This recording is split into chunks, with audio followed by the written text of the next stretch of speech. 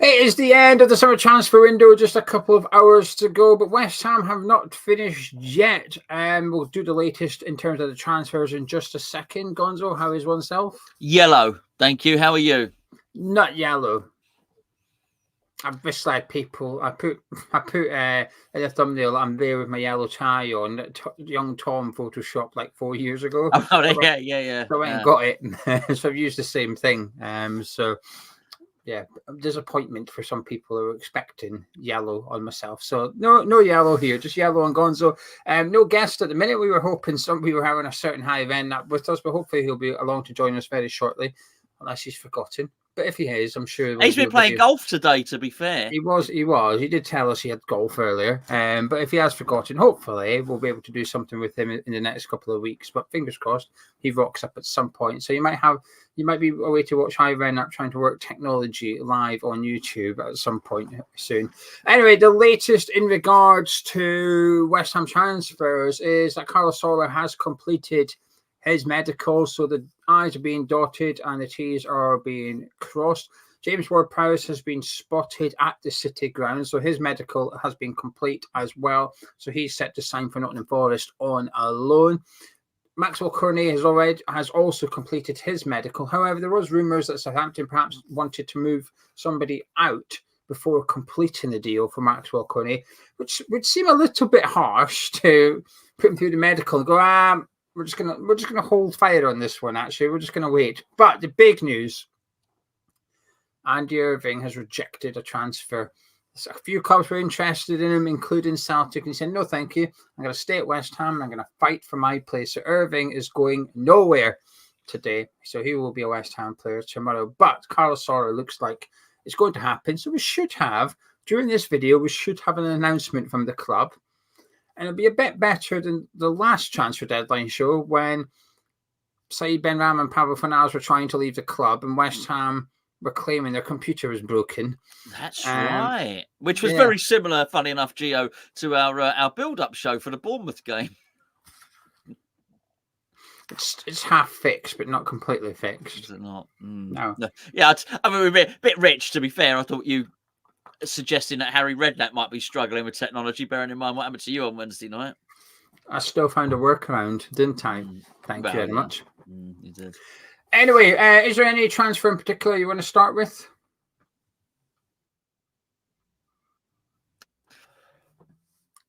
Actually, have a little chat. Now you're glitching.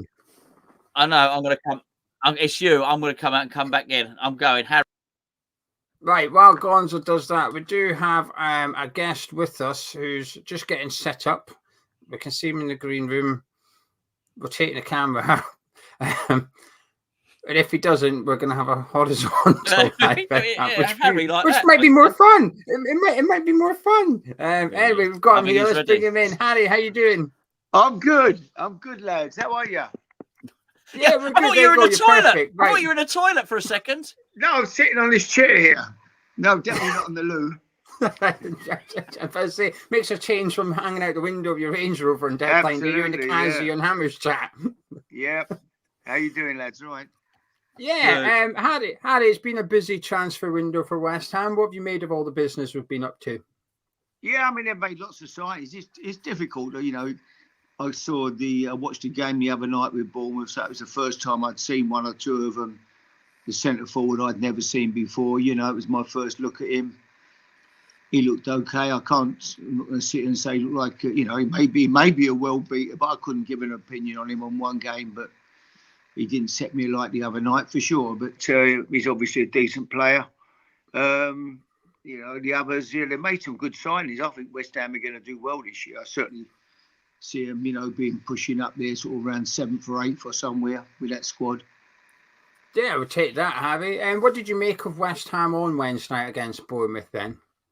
I thought they were poor. I thought Bournemouth were a better team, to be truthful. I don't know.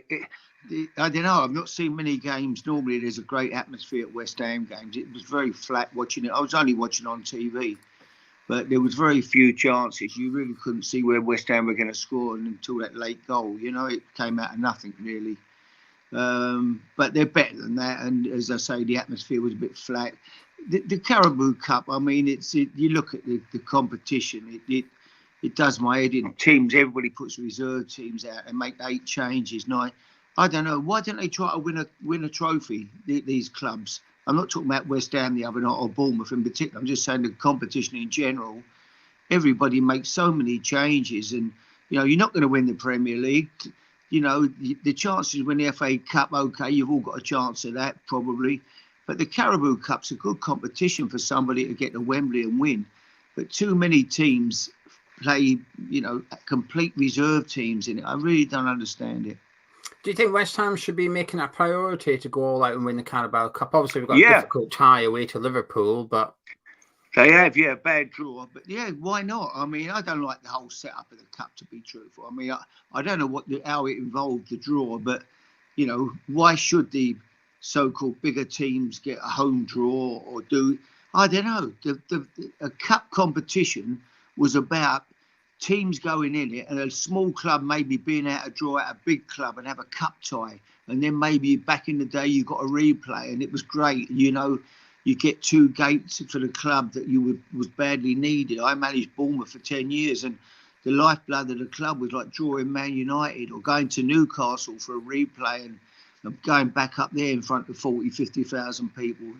It kept us going. But now it seems the draws all... the big teams have got to have a home draw in this next round of the Carabao Cup and all that. Why don't they just throw the names in the hat and draw them out? I don't know. Yeah, I completely agree with you. I think a lot of West Ham fans were saying the same. And not just West Ham fans, we even had Villa fans commenting. And they're obviously one of the sides sort of being kept away from the rest of them as well. And they were saying, hang on, why are we getting special treatment? We don't want special treatment. No, it don't make a lot of sense to me. It's very strange, but I don't know. It's that's the way the game's gone, and it really is. No more replays.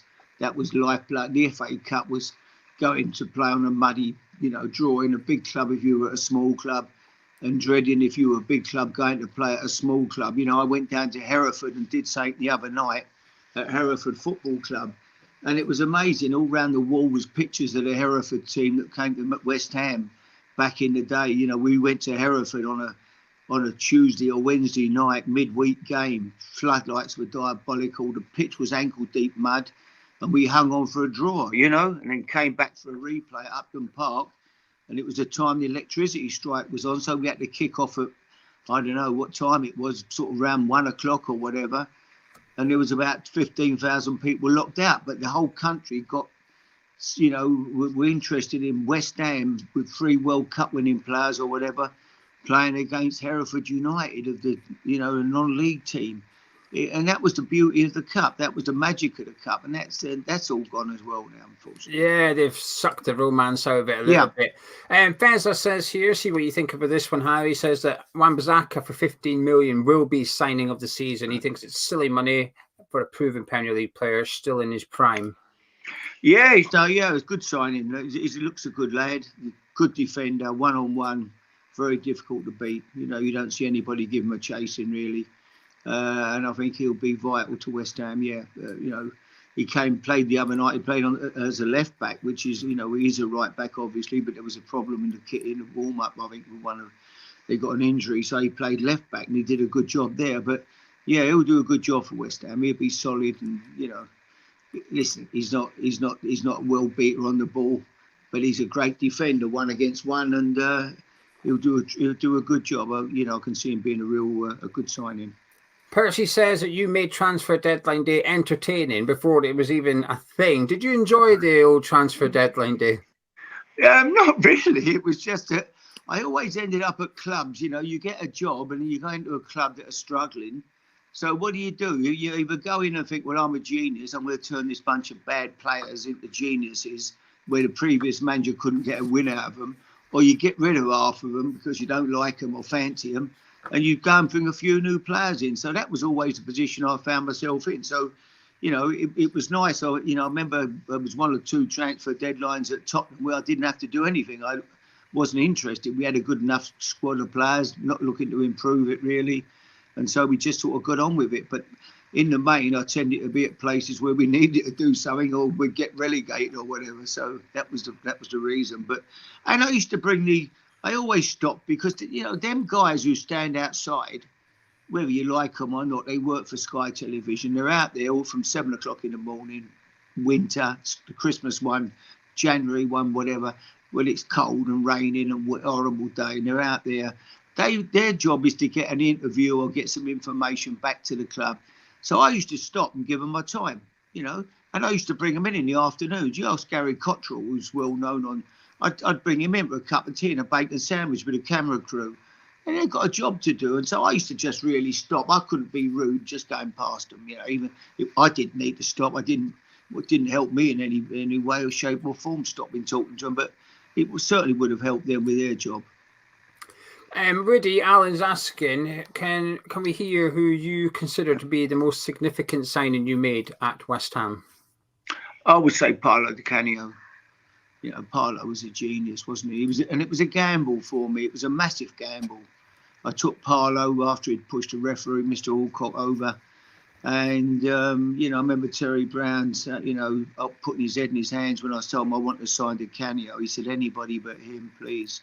And I remember a Sunday newspaper, the headlines were Redknapp walks tightrope with no safety net under him, signing Paolo Di Canio. He'll get me the sack for sure. But he was a genius. I loved working with him. He was just special. He could do things that nobody else could do. Jeff saying he misses the football that we had under yourself. It was a great watch. Would you fancy being in charge of the players we've currently got with likes of Paqueta, Kudus and Bowen? Yeah, good. Yeah, I love them sort of players, people that can do something. We had lots of them, we had, when you looked, you had all them kids coming through were fantastic young players, weren't they, really? Frank, Rio, Joe Cole, Jermaine Defoe, Michael Carrick, Glenn Johnson, just incredible bunch of kids. And then we had lots of other, we played with two wide men most of the time I was there, and we played with two up whenever, we had old Berkovitz who could pick a pass like nobody you've ever seen. What a fantastic footballer old Berkovitz was, So yeah, they were good times. Two great strikers, John Hartson and Kitson came in, and then we had Paolo Di Canio and Freddie Canuti. We had a lot of good players. Harry, I've got a question for you actually. Yeah. Thinking back to those good old times. Looking at football now, do you think that there's a lot of it does seem really midfield dominated? And obviously you speak about bringing in Hartson and Kitson. A lot of the time you'd play with a two up front, and we're now sort of into the realms of not just playing. I've seen so many of your teams over the years, mate, and you would almost play one stopper in midfield, somebody to break up play, seeing it almost moving towards a fashion of almost playing two of them now. What do you think of that and the way football's gone in that sense? Well, I do. I must admit, I don't think it's the most exciting. I look at it now, watch a lot of games where I think, my God, someone's going to have a shot in a minute. Oh, hang on, we've only been playing for 38 minutes or so, It's we come out, everybody wants to play from the back. It takes you 10 minutes to get the ball up the field. No, I don't think it's overexciting, and I don't want to sound like, it was great in our day, but I don't know. It was different, wasn't it? It was different. Your club, West Ham. You went there. It was all local boys. Everybody at that football club was local. They all came from Canning Town or Barking or Dagenham or somewhere. Poplar. We was all local boys really, and we all just. It was a fantastic time there, the supporters were amazing, the old chicken run and, the atmosphere when they sung Bubbles there in them days. It was a different, very, very different atmosphere. And when I look back on it, it wouldn't happen now. We used to come in during the summer when we had like a 8-week break, we'd come in, or we used to go over to Chigwell to Hainault Golf Course. There was a big field there. It was like... and it was in good nick, the field. We used to go over there on a Sunday morning. Moro and all the boys, Frank, all the lads would all come in, and we'd have a few of our mates who were, used to Terry Creasy, Frankie McDonald, who were two ticket touts. There'd be they'd be over there, and we'd have like Greavesy when he came would come. We'd have a 12-a-side game over there for about 2 hours on a Sunday morning, and then we'd all go around the retreat pub in Chigwell for a drink. Very different days. We was all mates, really. I think now it's lost all that, isn't it, really? You went to the football club and you stayed there till they wanted to get rid of you. You didn't go and I'll come here a year or two, kiss the badge and move on again. You went there until the manager said, look, I'm going to get someone, I need to sell you, I'm going to get somebody else better, or whatever. And off you went. But that was how it was. But I think it's very different now. Bluff says if you could choose one player from your time in management to play in this current team, he's not restricting it to West Ham, so choose anyone you want, I guess, Harry. Who would you pick? Oh, Gareth Bale was amazing. What a talent he was when he was United at Tottenham for 4 years. He was unplayable, really. Unplayable. He picked the ball up and ran 80, 90 yards with it and smash it in the back of the net or something. It was crazy how good he was. 6'3", 6'4". Unbelievable edit, dribble, shoot, right foot, left foot.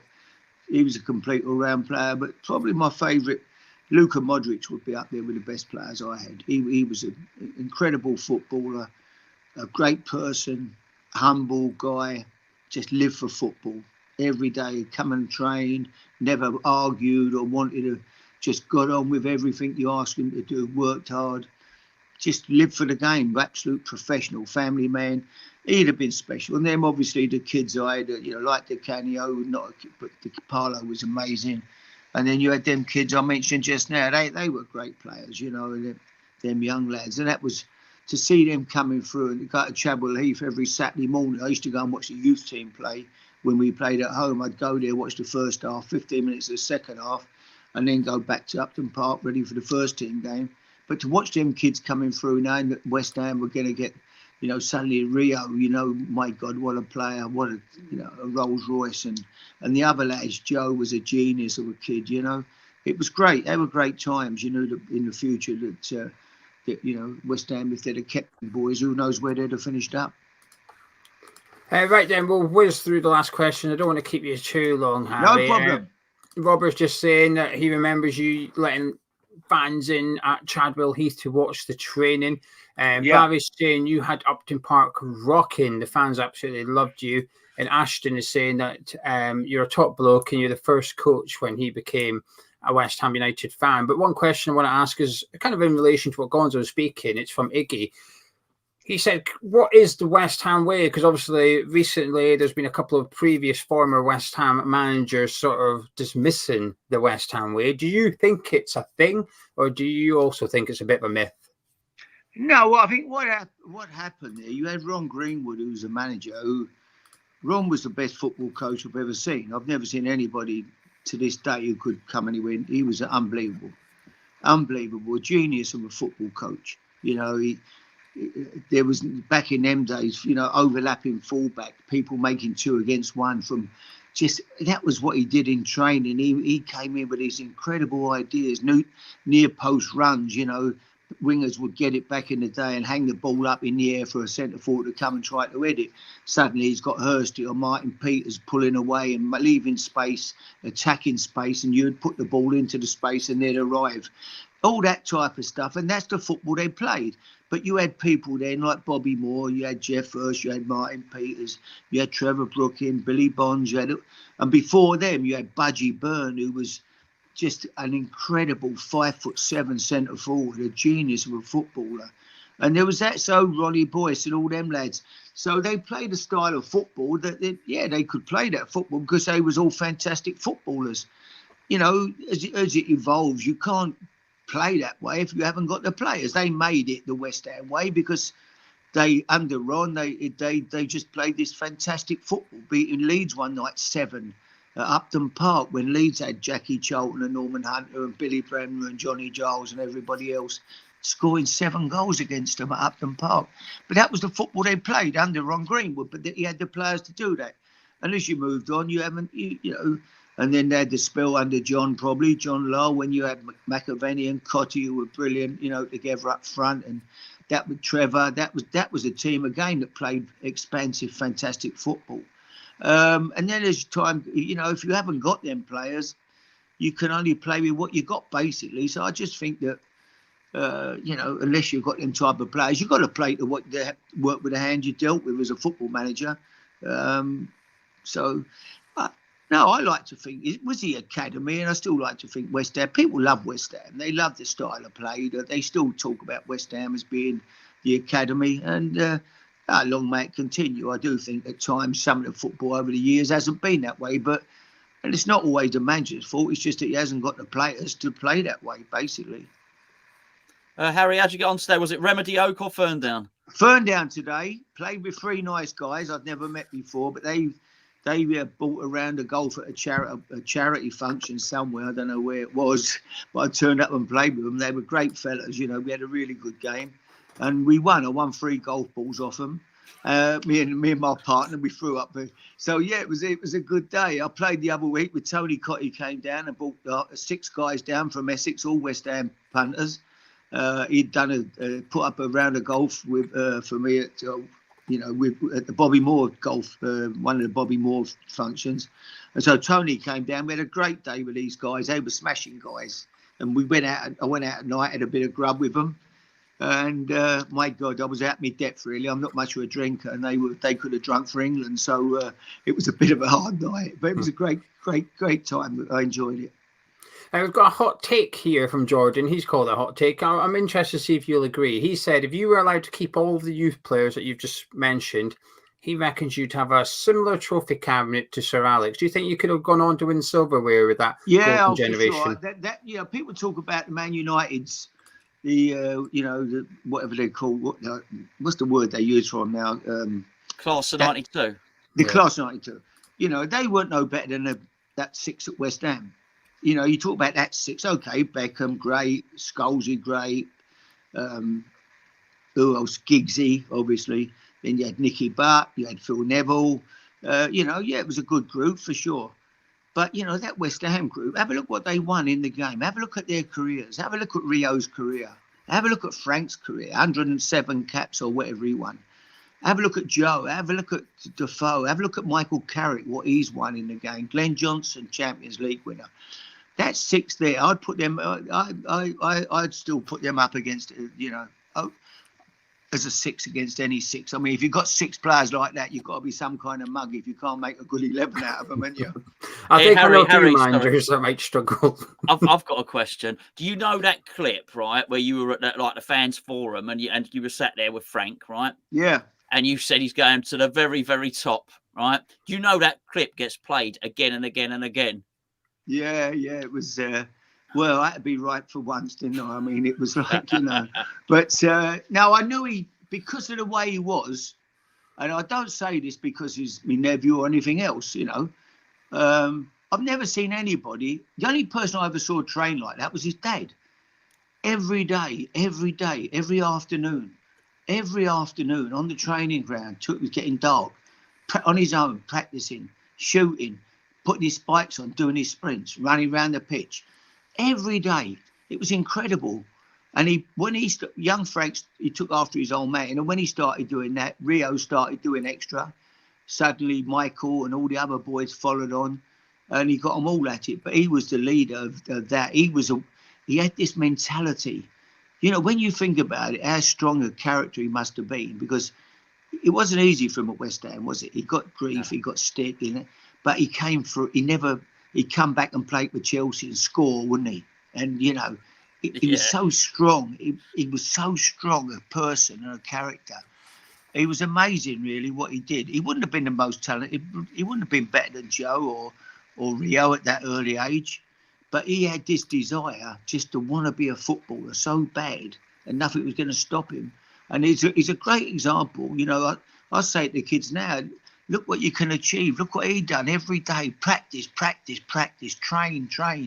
And you can be what you want. And that's what he was. It was amazing to see him do it, really.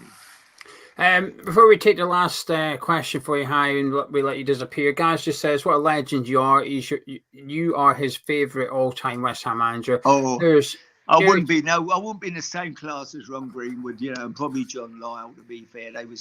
It's amazing clubs, see, West Ham. Look at the managers over in what I don't know, I'm guessing the figure, but I think it was around maybe 80 years or something. They had 4 managers. That is what the club was. It's a special, and I'm not saying it. It's a fantastic special football club, and you know I can even now I've got a picture on my wall, the size of the wall. Bobby swapping shirts with Pele.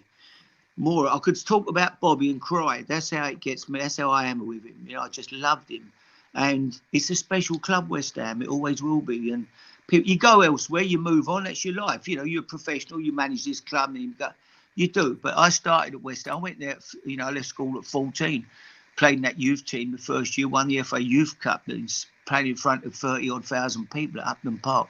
West Ham's when people say to me, "Oh, West Ham's a small club," it's not a big. It's a massive club. He's proved it now. They sell out every week.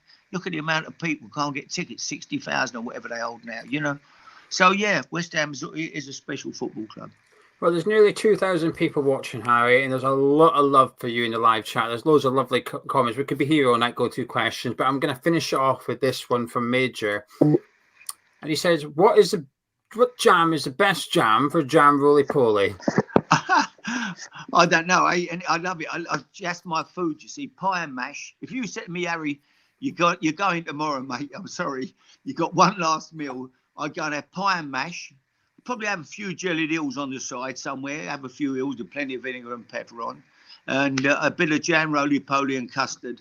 Probably strawberry jam. I think we'd have in it. Plenty of thick, lumpy custard. That's it. That's it. That's the old East End. That's what my nan used to feed me on when I was growing up. Yeah. Well, perfect. Harry, thank you so much for joining us. Lovely talking. Anytime, guys. I'm always around. If you're bored, give me a ring. Right, we'll speak to you tomorrow, Harry. Take care. There you go, ladies and gentlemen. Harry Redknapp. Massive thank you to him for giving up his time and joining us. Did you enjoy that, Gonzo? I loved it. Honestly, he's always generous with his time, Harry. Always. He means it. He don't just say it any time. He's been, you know, a couple of occasions been with us on Patreon as well.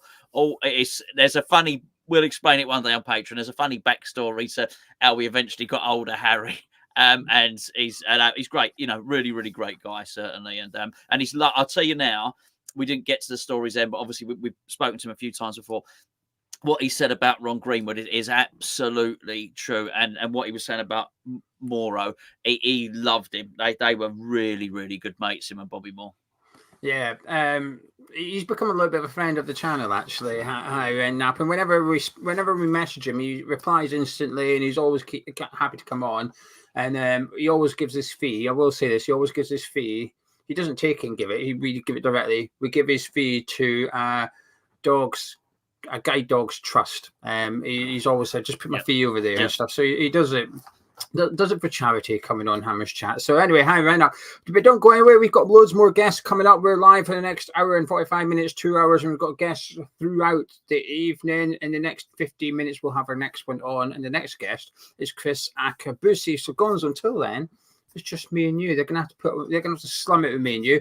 But while you're watching at home, please do subscribe to Hammer's Chat and click the thumbs up, drop a like on as well. So if anybody comes onto YouTube, types in Deadline Day, whatever, the more likes we get, the higher our ranking. But thank you very much to everybody who's joined us and got involved there with the Harry Redknapp chat. So it sounds like Solar is done. We were going to discuss transfers, and a horizontal Harry Redknapp rocked up in his toilet. in his toilet. Solar's coming in now. I feel like there's a lack of excitement because we all knew it was going to happen, if that makes sense. Yeah, but I'm really excited. I got a second wind. Much like in Harry in his toilet, but I feel that after us being unable to pass the ball against Bournemouth, and I take it at a point where I started glitching. I'm assuming Harry was then talking about how he thought Bournemouth were a better team, and yeah, he said we played crap. Good. Well, I'm glad he said it because we did play crap, and so I've become reinvigorated my excitement about Soler because well. We need some flair in there. We really do. As I've said a few times this week, no Paqueta, no Party. And it does seem to be the case. And I think we're going to need to have a little bit something different if we're going to prize teams open. So I think, you know, you get to the point where you're watching a transfer and think, hey, that's good that it's in the bag, the deal's done. And then it drags, and it did drag because we were told exactly, to be fair, we were told exactly what has happened. We're putting it on a back burner until some players can leave. But the longer it goes on, you start to think to yourself, hold on, are we going to miss out on this player? Is he going to leave and is he going to join somebody else? I don't just mean it's West Ham. Any football fan, you become a bit of a pessimist the longer things take. And like a lot of other people, I thought, hold on, maybe someone else is going to come in and pinch him. So I'm really, really pleased that we got the signing over the line, really, mate. Yeah, I'm unsure what to expect. I can see stats and see what people have said, but I've never seen him play. But I like these signings because, a bit like what you're doing with Folk Crew at the minute, you discover them. The more they play, the more you discover them. And I think a lot of transfers have been spoiled a little bit, the surprise announcement and stuff like that, because of the likes of Fabrizio Romano, and we play our part in that. So there's an element of fun being removed from transfers now, but I think the element of fun that does remain is discovering new players. Even if you've heard of them, you may not have seen them seen. So for the next few months, I'm going to discover about Solar. However, from what I'm understanding in regards to about how he's a ball-playing, attacking central midfielder, that's exactly what we need. Like you said, we watched Bournemouth and we were absolutely screaming out for it. And if Lopetegui's been keen to get him in, then that reassures me a little bit that he's wanting to shake up the midfield and he's not happy with what he's just witnessed. And at the end of the day, we played Bournemouth and 2 days later, we're shipping Ward-Prowse off to Nottingham Forest on loan. So I don't think Lopetegui was too happy with what he witnessed, which is good, because I wasn't very happy with what I witnessed on Wednesday. But that James Ward-Prowse loan move, what are you making of that one, though? Because there's no option to buy, and there's no obligations, there's a straight-up loan. Are you looking at it, which is either why we're doing it, or what's your thoughts behind this? Well, I know why we're doing it. We're doing it because we need to get his wages off the wage bill, and we need to free up a couple of spaces in the squad. So, and he's not on the top dollar, but he is probably on about 75 grand a week. It's a significant amount to get up. I'm pleased. I think because of not just last season, the way we finished last season. Let's put it that way, because teams can now see that his value is probably quite low because they can see that he's not needed by our manager or not wanted by our new head coach. So actually, I think it can. I know he's getting older, but it probably only increases value. I wouldn't be surprised if we sign it for 25 million. I was looking at it thinking, are we going to have our pants pulled down here and someone's going to come in and buy a 14, 15 or something like that. He goes away to Nottingham Forest and he makes an absolute huge success of it. I actually think that not having the obligation to buy might be a good thing, because it may well put Nottingham Forest into a situation where, particularly if he's a success and they stay up, they may be looking and thinking, we need this guy. He's got 10 assists for us this season. He scored 4 goals. We need this guy and we need him now, but they don't want to have a clear run at him because everybody else that decides they're going to need 10 assists and 4 goals next season, it might create a bit of a bidding war. Do I think we'll see our 25 back again? No, I don't. But you may well find that there's a few clubs bidding and you get 20 for him. So it may well be the prudent decision. You never know. Yeah, we don't need to free up space. I know where you've got it from, by the way. I know you've not gone away and looked at the squad and come back and come to that conclusion. It's Sullivan telling people that we need to free up space. We don't. You can go look at count up. Well, put it this way. Ward-Prowse is a homegrown player. Yeah, we're not signing any homegrown players today. So that already eliminates what David Sullivan is telling people. We don't need to free up spaces. There are spaces there. But in terms of his wages, yes, that is a fair reason to remove him. And like you said, to retain his transfer market value, because initially I was a bit like, well, we might be just as well keeping him around as part of like an option in the squad, because I think Lopetegui would use him if he was here. Yeah. Maybe not that much though, but he'd use him so little that his value would just decrease over the course of the season. And next summer, we've now got a 30-year-old central midfielder still on decent wages off the back of a poor season or a quiet season. Gets more difficult to get rid of him. Whereas Nottingham Forest, I think he will get plenty game time there. I think it's a good signing for Nottingham Forest, and I think it's a good move for James Ward-Prowse. Hopefully, he does well there. And I don't think I'm being too disrespectful by saying the expectations at Nottingham Forest are perhaps a little bit lesser than what they are at West Ham in terms of what our ambitions are for this season. I think our ambition would be to challenge for European spaces, whereas Nottingham Forest are possibly just to not have a relegation battle, finish 14th comfortably. So I think it's a good move for him. And like you said, if he has a good season, hopefully they'll feel the pressure to buy him and keep him next summer. But also, I think in regards to the option to buy an obligation, I think when it comes to transfer deadline day, you need to get these deals need to be done quick. And I think if you start trying to discuss what those fees are, that could add a significant delay and quite possibly see a transfer collapse altogether. If Dr. Forrest is saying, "No, an option to buy 15," and we're saying, "No, it's 25," you're quite far apart there.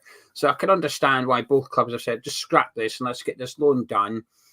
Everybody, I think Nottingham Forest have maybe got the better of the deal at the two clubs.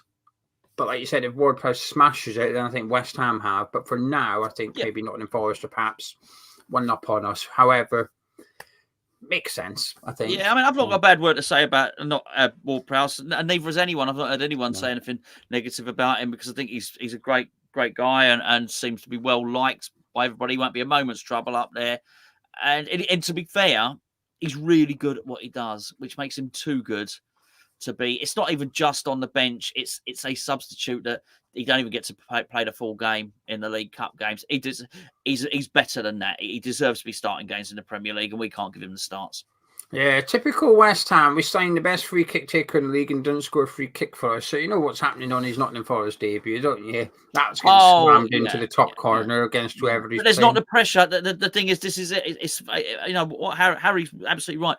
West Ham are a big club. That absolutely we are. We're a really big club, and I've said it so many times. To move from 34,000 and then sort of get 55,000. I know the capacity is 60, but to get 55,000 most weeks, you've got to be a big club to be able to do that. And I think with it, how many times like we've done Patreon and we get people like Harry on and we get ex-players on and they all say the same thing, Gio. They didn't realise how big West Ham was until they signed for the club because they've been walking around in Timbuktu and or whatever. They've been walking around in the Amazon rainforest and someone runs up to them and does all of that sort of stuff. So I think there's a level of pressure that's less. I think there's big pressure at West Ham Ward-Prowse. So I wouldn't be surprised if he does break the record elsewhere.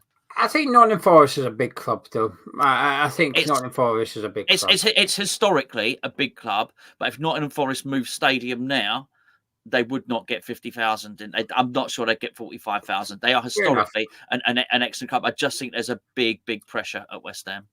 Fair enough. I just want to quickly run through these and thank you everybody for the support. Skizzo with the £10 super chat. Thank you very much. James was asking if Harry was in the bathroom. He did initially. So we've had Harry Redknapp in the bathroom and Declan Rice on the floor. On the bed? Well, yeah, but initially it looked like he was just laying on the floor, didn't it? Then he had to justify that it was his headboard. That's right. Guys, thank you for that £10. I know we've shown your comment already, but thank you very much. As well as thank you, Clara. Clara. There on. Thank you very much.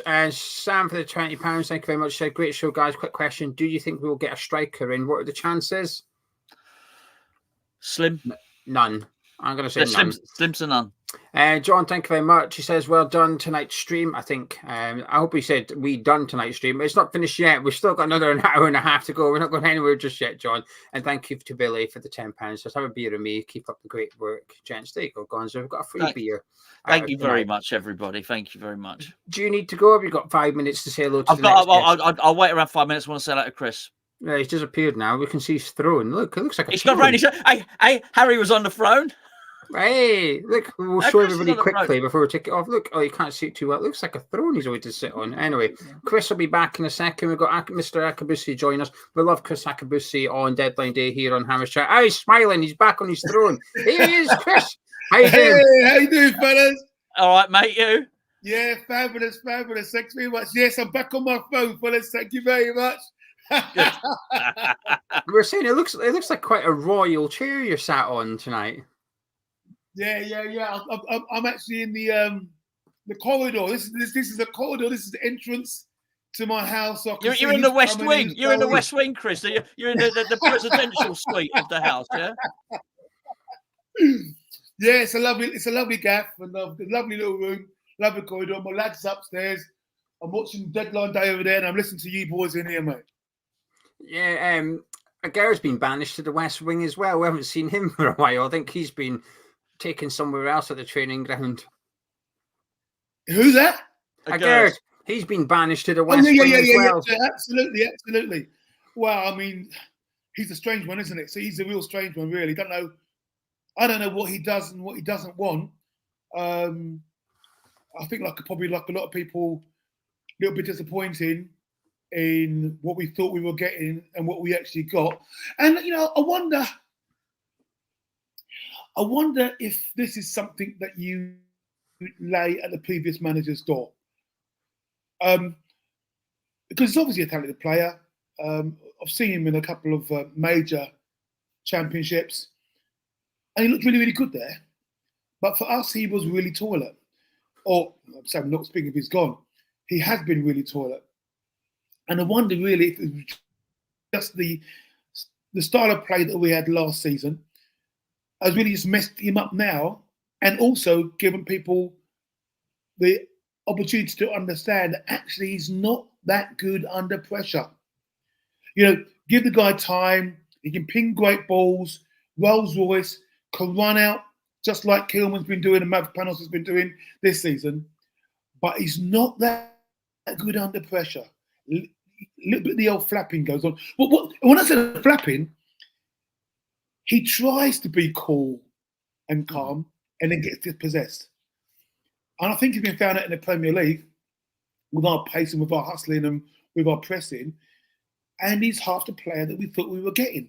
And I wonder, if he'd been in a more progressive team, whether people would have actually known that about him. Yeah, it's true. But when you're going to let the opposition have 70% of the possession, you are going to put them under the microscope and under scrutiny. And clearly he's being asked to do twice as much defending as he might do if he was playing for one of the teams that has the ball all the time. It's funny, I saw him linked with Liverpool a few times as Van Dijk's understudy. And obviously he's not fit to lace Van Dijk's boots, don't get me wrong. But I did think, you know what? I could see him playing second fiddle there for Liverpool when they're cruising. Actually, probably looked very good in that team, when they weren't up against the top opposition. So yeah, I totally agree. He wasn't the player to buy if all you're going to do is sit back. You want a different. Dawson was the guy. The guy to do that. So 100%. Yeah, agree. 100%. Yeah, and actually, I think you're right. I think he'll be great in the Liverpool side. I think actually he will be good in a Manchester City side because they're not under as much pressure, and he's got the time on the ball. He can fling his passes. He can do his runs. There is a little bit of the John Stones about him. So maybe, he would be good in a team that has more possession, is attacking more and less pressure. But he was found out for us last season when we're backs against the ball, parking the bus and two coaches. Yeah. Anyway, Chris, while Gerard might be off ski, we have made 8 signings. We might have a 9th one with Carlos Soler. What do you make of the 8 players we've brought in thus far? Yeah, look, so tonight has been a real sort of depressing night. Because normally when you're West Ham, you're sitting on the edge of your seats, you're wondering who you're getting in. And I know that we've been promised maybe there's a surprise coming in. But actually we've done so well. We've had such a fantastic window. I know the board get a lot of stick, but the board have really backfired them. They really backed Loppy, and they can't say that they haven't got the targets that they were going for. They come in really, really quickly, and unlike West Ham, because they come in quickly, we've been able to train with them, prepare them. I know it's been a bit of a slow start. We've had 2 clean sheets already. So it's been a fantastic window. And I wasn't quite sure about Rodriguez. Who is he? Never heard of him before. But he looks absolutely quality. He really quality. And I really do wonder whether there's a role in the team for him and Alvarez together. I just can imagine a midfield with him and Alvarez. Oh, mate, that's rock solid. I mean, it's just absolutely beautiful. And I don't know, him, Alvarez, and Paqueta. Just imagine those 3 there. Paqueta, find all the ammunition and finding the passes. I don't even know where. Is it Salah, the new guy? The new guy we got? I don't know where he's playing. I really don't know. Where he's playing. Okay, and I've heard it said, and I don't know, that Loppy is a guy who he picks different teams against different teams, and so he's got the strategy in his head. And there might be a time when you've got Soler and Paqueta in the same team doing their flair bit, and there might be times when you've got Souček, Alvarez, and Rodriguez doing their bit. I don't know, but what an exciting win it's been for West Ham. And I know for me, I've got my hopes up a little bit again, which is really, really silly, because we've got a great song, just like my dreams fade and die. So I've got to pipe down a little bit, pipe down. But the guys at the golf club, they're getting hammered every day at the moment. Yeah, but you got to have your hopes. You're allowed to get your hopes up. It's important. Yeah. If you don't do that, what's the point, in my opinion? Well, no, you're right. I mean, that's football. You're right. As football fans, if you don't dream, what's it all about? Yeah. Chris, I'll come back to you in a second. Before we do, Gonzo's got to go and do dad duties. So, Gonzo. I do. I'm going to say, I'll tell you, let me just, Chris, Hudson Smith, I almost messaged you, but I knew you was going to be a busy boy during the championships. Honestly, heartbreaking at 400 meters. But yeah, I will speak to you soon, mate. Thanks for joining us. Everybody else, enjoy the remainder of your transfer deadline day. Just remember, before I go, at least one of us made the effort to wear yellow on this transfer deadline day. It's Tweety Pie. You're making on. It's literally Tweety Pie. It's not yellow. It's yellow, right? Anyway, are you the new Jim White? Are you the new Jim White, Gonzo? I'm trying without the pay packet. Right. Anyway, let's get rid of Tweety Pie. That's Tweety Pie-ovsky. Chris, it's just me and you then. Gio, sounds fantastic. I'm looking forward to it. Dan says, "What do you think of Lopetegui?" I think it's too early, Dan, to make a educated decision on him. He seems to be passionate. He seems to be thorough. He seems to be obstinate. Because I don't know about you, Dan, but so far I've not been highly excited with the way we've set out our team. When you got the two Czech boys who were absolutely fabulous during the pandemic, and they brought a work ethic to our club. They were 4 or 5 years younger, and Kufal had the legs, absolutely fabulous. But I think it's clear to most people his days are numbered as our number one right back. Every time you see him, you know that the opposition are going to attack our right flank. They can come down left flank. So I don't understand why we persevered in that one. Even 3 days ago against Bournemouth, when Cresswell got injured, I wasn't quite sure why Emerson didn't come back in on the left back and Wan-Bissaka on the right back. Although, I'm going to say about he's a tactician, and maybe he thought to himself, I want a prime Emerson, fit, hungry, ready to rock and roll for City, because we're not going to play City as we normally do, playing the badge, playing the name, awe and wonder and fear. Maybe we're going to have a go against City. Maybe we're going to see a different side against City. Maybe we're going to see Paqueta and Emerson and another do their thing against City. So sorry, around the way trying to answer your question. I don't know. There's method and madness, and there's madness in our method. So let's see him. Let's not judge him. I'm talking to myself and say to you, it's too early. I'll tell you what. If these guys have me back on again at Christmas, ask me at Christmas. You're more than welcome whenever you want, Chris. When it comes to deadline day, though, I always ask you on deadline days. So we do a special show. We like to get guests on, and you're always the first person I ping a message to. I'm like, Chris, it's deadline day. Are you coming on? And I think you've been on pretty much every single. I think you missed one, but I think you've been on every single one.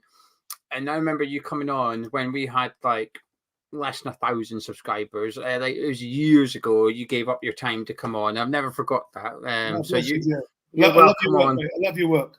You're welcome on whenever you wish. But Mark is saying, what are you hoping for this season? apart from to come back on at Christmas. Yeah. I think like most of us, I'm hoping for a cup run. Disappointed the fact that we got Liverpool away again now in the Carabao Cup. I'm hoping for a cup run. I'm expecting to be safe by February. So, no knee tremblers, no wobbly bits. I'm expecting to be safe by February, March at the latest. A good cup run. I would be lying if there wasn't a little bit in me that's hoping for a European place, but not expecting. Yeah. Hoping, but not expecting. I should say I'm expecting to be safe by Christmas. Expecting to be safe by February. I'm expecting a decent cup run because I think we got the team to get a decent cup run, albeit if you get Liverpool, Man United, City, then you can be out pretty early. But I'm expecting a decent cup run, and I'm hoping for a European place, 6 or 7. I agree with all those things. The other thing I would add is better football, Chris. I wasn't entertained in the last season or two at West Ham, and I know it's only 3 games in, but I was hoping for a bit more inspiration in the first 3 games. I was hoping for something that was going to get my juices flowing a little bit, and I'd get really excited about what we could do. However, I'm perfectly calm. I've said 20 games before I even start judging Lopetegui, and I use that both ways. I always say, even if we won 4-0, I'm not going to get carried away and go, "Oh, hey, this is fantastic." I was like, "Whoa, there's 90 more before I make up my mind just yet." So I'm staying calm for a while, but I'm hoping that once the transfer window has closed, because I appreciate it can be a little bit chaotic while football's underway and the transfer window's open. I don't like that. I don't like this period where, managers can't play certain players because they might be leaving and so on and so forth. I don't like it. I think it makes it. I think being a manager in Premier League is already difficult, and I think having a window open makes it even more difficult. And that's something that doesn't need to occur. I've never understood why it can't be the middle of August, because all the action you see on deadline day today would still happen in the middle of August. You still see all the panic buying. You still see Man United trying to get rid of Jadon Sancho in the last minute, Arsenal going in for Raheem Sterling. That would still happen in the middle of August. It doesn't make a difference when deadline day is. So I've never understood that. But somebody will give them a bit of a pass. Yeah, go on. I've got a question for you. What do you make of our striker department? I am still hoping against hope. I'm done now, sure, but I'm still hoping against hope that we get John Duran. I do not think our centre forward position is what's. So anyway, I'm asking you, Gio. I want to hear from you. What do you think about our striker department and deadline? I would have loved Duran. I don't think we'll sign a striker today. I would have preferred Duran to Fulkrug. I think he's younger, a different profile striker, and he was riskier. But I think the reward was greater as well. If you could get an arm around him and get a striker out of him, I think you potentially got a superstar on your hands there, actually. Fulkrug, I like him. I know a bit of Fulkrug. I don't know who Carlos Soler is. Don't know who Rodriguez is. I don't have opinions of those, but I do have an opinion on Fulkrug prior to joining West Ham. And I think one thing I was disappointed with on Wednesday, Chris, against Bournemouth, was I felt like we were using Fulkrug as an out-and-out target man, like we used Andy Carroll, which was just belt it at his head and hope he flicks it on.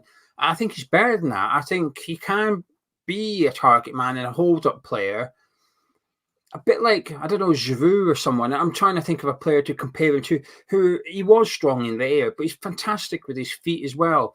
And there was that moment in the first half, he just laid it off to Somerville perfectly. Now, Somerville smashed it high over the bar, but it was just an example of what he could do with the ball at his feet. And I just felt we were a little bit too eager to just keep on just going high to him from the defence. And I'd rather we got on deck and played it into his feet, because I think his hold-up play and his build-up play is really good. And I think, used correctly, I think he could make Bowen even better, which would be scary, because I think he was absolutely fantastic last season. And I think if you could move Kudus off that left-hand side and put him in behind Fulkrug, I think you then get an even better Mohamed Kudus. I think he's a type of striker that can make the attacking midfielders better. Is he the answer? I don't know. I don't know. But if we're not going to sign another striker, and it looks like we're not, again, I was looking at TV. I've not heard anything about Ings leaving. There's not a mention of Antonio leaving. So if Ings and Antonio and Fulcro are here, it doesn't sound like we're going to get another striker. No. So we've got to make it work. And you've just been very articulate there. I've just listened to you, and you've made phenomenal sense. I'm wondering then why are we not playing him like that then? What's Lopetegui not seeing that you're seeing? Because you've been very articulate and you got me believing. So why is he not seeing it? It's only one game though. I think Crystal Palace, I feel he was only on for 20, 30 minutes at the end against Crystal Palace. I thought we played to his strengths more in that game, and he got a couple of half chances at best where he had to fend off the defender and get his shot away. Both times with his weaker foot, his left foot. The first time, I think he tried to place it, comfortable save for Henderson. Second time, I think he hit it with a bit more venom, and it went behind the goal.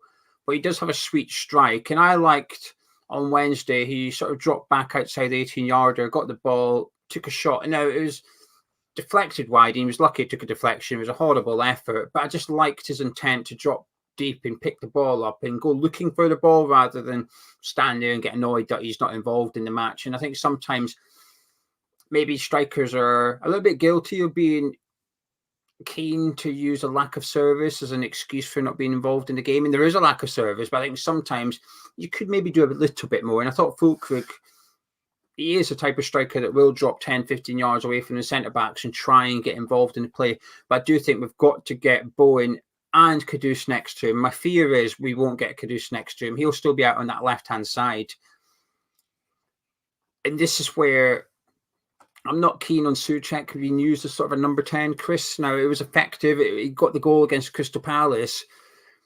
But I think Fulkrug needs sort of more technical players around him that can play it on the deck a little bit quicker and a little bit better. I'm just not sure that that's the right answer. I don't think you need two players to be going long ball at. So that's what I'm hoping for. But I'm hoping West Ham will evolve, will develop, and we will see a better Fulkrug eventually at West Ham. I'm just unconvinced for some reason. I'm just hoping that we've been a little bit unlucky with German strikers or players that come from Germany. I'm thinking about Haller, who's obviously clearly a talented player, and went on to play fantastic in the Dutch league, in the German league. Play for his country after he left us. But while he was with us, did very, very little. And so I'm just hoping that Fulkrug doesn't end up being one of those. Another player that was doing it in the Bundesliga comes to West Ham and is not. Now, again, it's early, so I don't take my protestations for being anti or upset. I am prepared to wait and see and let him get up to speed. Let Loppe to show us how he's going to play over the season. But there is a little gnawing fear that's coming in already, because I wasn't greatly impressed with him against Bournemouth. Not his fault. Wasn't greatly impressed, and I wasn't impressed with Antonio. And I was beginning to think, well, maybe Jarrod Bowen's going to be our centre forward if we're not getting another one in. It's possible. I think he might start up front against Man City, Bowen. I think he might put Bowen up there, move Kudus on the right. But I think that's because I've almost convinced myself he's going to keep Souček in the team against Man City. So how do you fit him in? I think you're going to have to move the pieces around in order to accommodate Souček. We will wait and see. But Chris, before you go, two questions. Signings we've done so far, I want you to tell me which one you think will be the biggest success and which one you think will be the biggest regret. Ooh. Well, already Wan-Bissaka has shown massive upgrade. Massive upgrade. So if he's on an upward trajectory and plays like that, you've got to ask yourself, what are Man United thinking in letting him go? So I think I'm going to put my hat on him as going to be a massive success for us. Disappointment. I think somebody that's going to need some time. I love I love what I've seen. Great tricks and flicks. Vincenzo Somerville. I just think that he's a little bit lightweight. And maybe, again, we've got him not for this year, but for next season when Kudus goes. So maybe he's not for this season. For example, we've not talked about Danny Ings. I feel certain now in myself, Danny Ings was not for the Premier League. Danny Ings was our belt and braces in case we went down to fire us back up that year he came. And he's been a disappointment because he's not Premier League. Well, I think Somerville is that he's not for now. He's for next season or the season thereafter. He needs to eat a few more sandwiches. Yeah, I mean, I think your theory's got some merit because that's definitely what we did with Jordan Hugo. We signed him in case we went down, and also maybe because David Moyes' brother was the agent, but that's more of a conspiracy. But the worst thing is, I think that's the only two plausible reasons there were for signing Jordan. There was no other plausible reason for signing Jordan Hugo other than his agent, and in case we got relegated. But listen, Chris, thank you so much. It's a pleasure as always, and I will look forward to chatting with you around Christmas time, and we'll get your thoughts on Lopetegui once you've formed a bit of an opinion on him. Fabulous, Gio. You take care, fellas. Enjoy the rest of the show, everybody else. Take care. Bye-bye. Chris, thank you. Right then, we're just going to keep the conveyor belt of guests going. And before we do, please do drop a like on the video. If you're enjoying it, subscribe. If you're new to Hammer's Chat and it's time to introduce my next guest, you'll recognise them. I pulled them over from another channel for the next 15 minutes. Nick, how you doing? Not too bad. What a come down after bloody Harry Redknapp and Kriss Akabusi. You've got me on to follow that. My word. I think the phrase is saved the best to last. But you're not last. There's loads after you, so you're not the best. Good. Anyway, what are you making of transfer windows? And Nick, get out of here, Nick. You're not allowed on yet. You're on after the other Nick. Wrong Nick. Yeah, it's kicking back. It's coming on eating as well. I hope he's eating something nice. But anyway, transfer deadline day, transfer window. What's your feelings at the minute? You happy? I'm not happy. I mean, obviously, I think the whole world knows who I've got my heart set on signing, and that is Duran. I've still not given up yet. I'm not going to give up until the very last minute. There's 58 minutes to go of the transfer. I know. Window. But all it takes is an email, Gio. That's all it takes. It's an email, electronic nowadays. You don't know, it does happen. All you've got to do is get that offer submitted. Nick, this is the club. This is the club that can insert the data for Niles and Ben Ramo and deadline day. I know. But you'd like to think that maybe Tim Schneiter's in control of the laptop and Outlook this time round. But no. Look, it is looking now like it's becoming less likely. I mean, I've been hoping for the guy that I spoke to earlier on. He said to me, I said that was a rationale. He said he spoke to Sullivan. It was either today or last night, and he gave him a percentage. He said 5%. There's a 5% chance. And he said that in his time working with David Sullivan, whenever he's mentioned that there is a percentage chance of signing a player, that there's a good chance it will happen. But the pieces haven't fallen into place today. I've been looking for Danny Ings to go out the door. He ain't gone yet. I mean, how many players have actually gone so far? From us, well, Zuma's done. I believe that Zuma's contract is signed. Ward-Prowse is done as well. He's passed his medical. He's there dotting the I's across the T's. Cornet has passed his medical. However, there is some talk that Southampton are waiting and they're trying to offload players. But I'd imagine Cornet is going to go as well. Yeah. And then Aguerd possibly joining Real Sociedad on loan too. Well, that's pretty huge. That's substantial. That's quite a lot off the wage bill, That really is. It's a lot of money is saved. So, I mean, that is good. I mean, and the good thing is as well, obviously, there was a lot of paranoia around, not so much from me, funny enough, that we were going to lose the likes of one of the big players, whether that be, well, I was worried about Kudus a while back, but the bigger one for me was Alvarez. So I'm glad that, in a sense, I'll be glad once this window does close for that reason, because, that would take the shine off of what has been a good window, I think, if we lost one of the big boys. And I don't think we're going to now. That's not going to happen. No, I agree with you on that. When I thought we might sell one of them, but I'm more convinced that we will be selling at least one next summer now, because none of them went this summer, if you know what I mean. I'm more thinking, are we only going to sell Kudus, or is someone else going to go as well? And I would maybe suggest that had Edson Alvarez not got injured, he might have gone. But I think the injury was a blessing in disguise for us, because A, he didn't go, and B, it might have just made us go get Rodriguez. Would we have got Rodriguez without an injury? I don't know. But I like what I've seen from him so far, so I'm pleased that he's here. But I'm pretty calm in regards to players leaving. I think the club have done well to ship out Zuma, Agerd, Ward-Prowse and Cornet.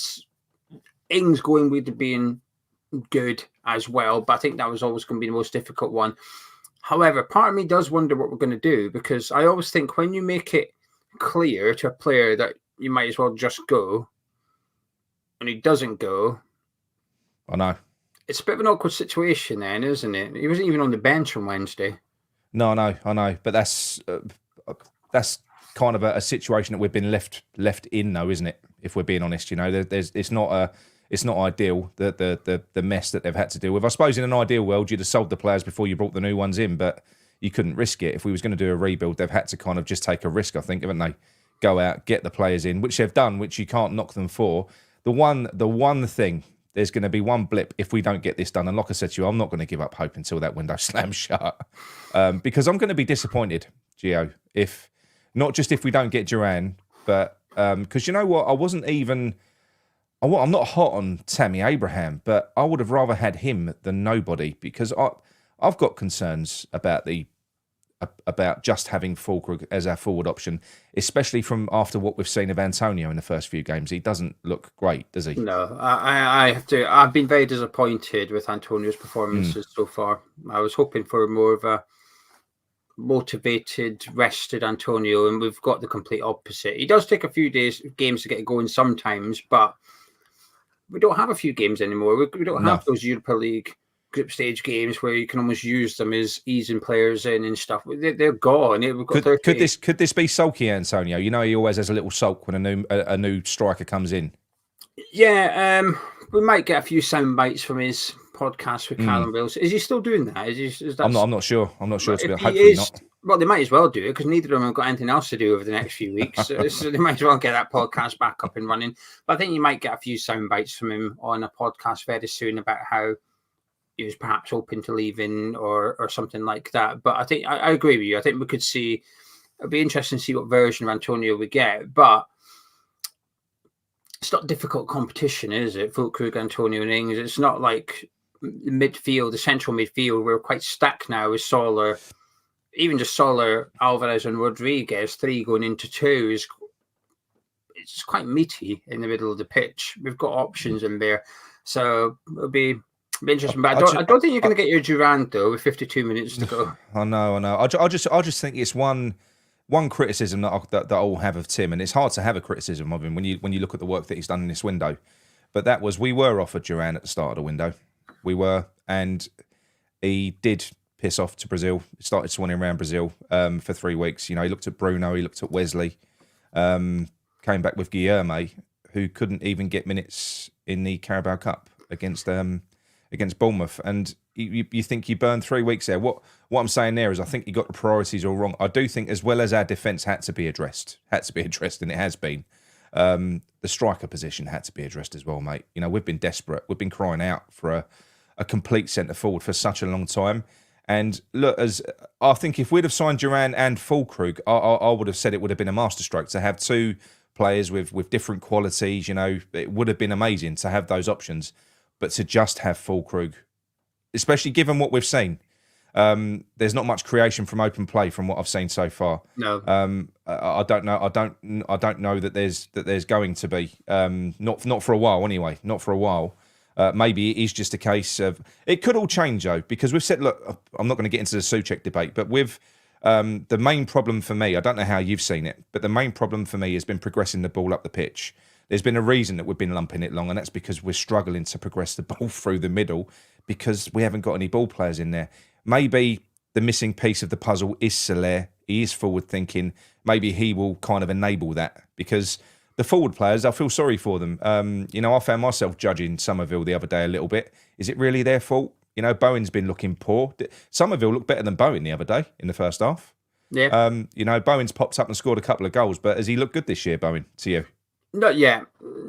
But I do think against Aston Villa, against Crystal Palace, sorry, I'm convinced he's practically playing right wing back in that Sufal's man marking Eze. Bowen was doing more defending and attacking, and then Wan-Bissaka come on, and it felt like we took the shackles off Bowen. He came alive instantly, didn't he? Yeah, then suddenly he's setting up a goal and getting a goal. So it's like, well, okay, now we've got Jared Bowen turning up, but I'm not too concerned about Bowen because I think those big performances will come. I'm not worried about him. I'm more concerned about Kudus because I just don't know. The worst thing would be he's not a left winger, Gio. He's not a left winger. I hate him out there. I absolutely. It's a wasted talent, really. And I think if he was to go next summer, I'd have a huge regret because I don't think we'd have seen the best of him in a West Ham shirt. And where he goes, he may get played on the right or in the centre. And I think you might see a huge improvement. And we're going to sit there going, hang on a minute, where was that Kudus at West Ham? And I think we've got him. It's just that we ain't playing him in there. And like you said, Somerville is lightweight. So is he going to come in and start in order to move Kudus? I don't think so. I think Kudus is just going to remain on the left for the foreseeable future. And I don't like it. That's my biggest concern at the moment. I'm not. Do you know what that will ultimately do, though? I mean, if they're looking at cashing in on a player next year, they'll depreciate Kudus because I don't think you're not going to get the same goal return out of him. He's a great player. He has moments in games. Well, having said that, the best moments in games that I've seen him when he's been out on the left have been when he's cut inside and driven through the middle, like against Palace. Do you remember in the first half where he just decided to take on half the team? Let me just put my bait on my fishing hook, right? You're over there. It's over. Go on. So does that mean Kudus would have been worth more under David Moyes and Lopetegui? No, absolutely. Look, there's certain players that I think. Well, I had this conversation the other day, and I'm going to talk about Bowen as well. There's certain players that I think maybe benefit more from a counter-attacking style. Yeah. I think Jared Bowen is a typical counter-attacking forward player. I don't know that he's going to flourish in a possession-based, slow build-up team. He's clinical. He's always going to get, if you give him the chance to have a run at a defender, he'll chop inside and do his usual. But I don't know. I think players like that like running at players, they're going to flourish in a counter-attacking team, aren't they? This is very slow, what we're doing. I watched it the other day when I was at the game, and you saw when the ball was at the back, you saw sort of Bowen, bless him, he was on the shoulder of the defender. He was ready to go, and it just wasn't happening. It wasn't happening. So, chances maybe that will change. Like you've just said, though, maybe that will change once Wan-Bissaka's in the team at right back behind him. It's going to free Bowen up. It will do. You've got a self-sufficient defensive right back there. So Bowen has been given a platform, if you like, to go on and show what he can do. But yeah, it's going to be interesting. The elephant in the room. Do you think that Thomas Souček is going to be in that 10 position for the foreseeable? For Man City, I think maybe post-international break it might be different, but I think for this weekend's game, because we also can't play Solar, he hasn't signed in time to play, so he won't be in the squad tomorrow. And I'm just thinking, what's Lopetegui going to do? Paquette has been largely ineffective. He made a difference when he came on Wednesday, but the 2 Premier League games, he's not been great. Kudus hasn't produced much yet, and we've given the reasons why. But I think when Lopetegui's looking at it, I think he's going to think, well, actually, this guy's been my biggest goal threat. I'm going to put him in the team. And like I said, I think we'll see a shuffling of the pack where my prediction for tomorrow's team, Nick, and you tell me what you think I'm wrong on, right? So I think we'll see Areola. I think we'll see Wan-Bissaka at right back. Yeah. I think he'll stick with Mavropanos next to Kilman and then Emerson left back. I think he should stick with Mavropanos for the moment. I think we'll see Alvarez and Rodriguez play. Yeah. No, I've called the same. I think we'll see Paquette on the left, Kudus on the right, Bowen up front, and Souček in the 10. That's my prediction. It's a prediction. Do you know what? I kind of half take that. I think I would. I'm not happy with Souček being in the 10. I'm just not. I'm never going to be. I don't think anyone's happy with that. You'd be. I don't see how you can be. He just completely kills the forward momentum from open play. But yeah, to get Kudus on his strongest side, I think Bowen. I said this the other day. I think Bowen, out of the options that we've got, I would rather play him centre forward. I actually would, as a false 9. I'd rather play him down the middle because if you look at the way that we were playing the other day when we played with Füllkrug, he's a target man. How much service did he get? Nothing. There's no service there, so you may as well build up a little bit deeper. I think Bowen has got, he's got the pace and trickery to be able to beat a big man. He ain't going to be able to outmuscle him. You can't play him with his back to a 6'5" defender. Yeah. But certainly if you play him, I think he's done all right there. Well, I say that I just think out of the options that we've got, I think this is where we are. I think we're going to end up seeing Bowen playing central because Kudus has to be put out on the right hand side. I think. Here's a question for you. Who do you think's better on the right hand side, Bowen or Kudus? I think they're different types of players, though, aren't they? I think it would. But if you got to pick one, I will pick one. If against Man City, I'd play Kudus. Yeah. Because I think the game will be stretched. But if it was against a team that's maybe playing the low block, like Ipswich or Everton, I'd probably go Jared Bowen. But I'd have Kudus central, though. I wouldn't have him out on that left-hand side at any point. I do. There is a bit of disappointment in me, though, that we're going to spend 150 million, bring in 9 players, and still have that problem. Bowen up front is possibly the solution. And I find that, as much as you can be happy with the players coming in, and I am, I can't then class as a successful transfer window. A successful transfer window is where you do what you want to do. You get all your upgrades in. You leave the transfer window with a complete squad ready for the season. And if the solution is to move Bowen up front, I don't feel like that's a successful transfer window. It's not ideal. It's not ideal. Yeah. But do you know what I am keen to see, because I'm not happy with. I like Füllkrug. I don't think he's what we needed, but I will say that in his minutes that he's played in the Premier League so far, if you look at when he's been brought on as a sub, that coincides with the creativity being stripped out of the team. Paqueta comes off. No service. If you look at the game that he played yesterday, there was no service going into him. He had Souček behind him, who does not play forwards. He doesn't play the ball forwards. Maybe once he's got a number 10 behind him, maybe once we're a more functional team, there's a chance that you could see more from Füllkrug. But he's a player that you're going to need to provide for.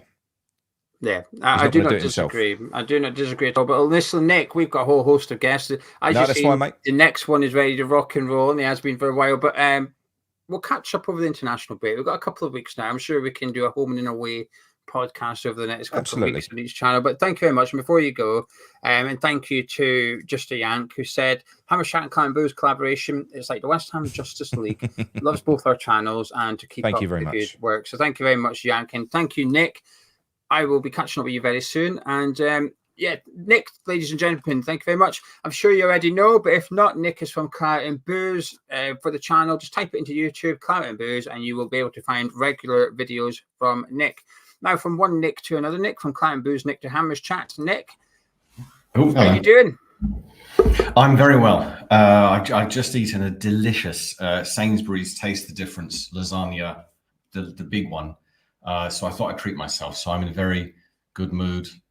And I'm very happy about the window. I am a bit annoyed that you took one Nick off, pulled one Nick off, let's just say, and then you pulled me on, and I wasn't able to communicate with the other Nick because I was going to be nice and complimentary and say that I like his channel, and so there he is.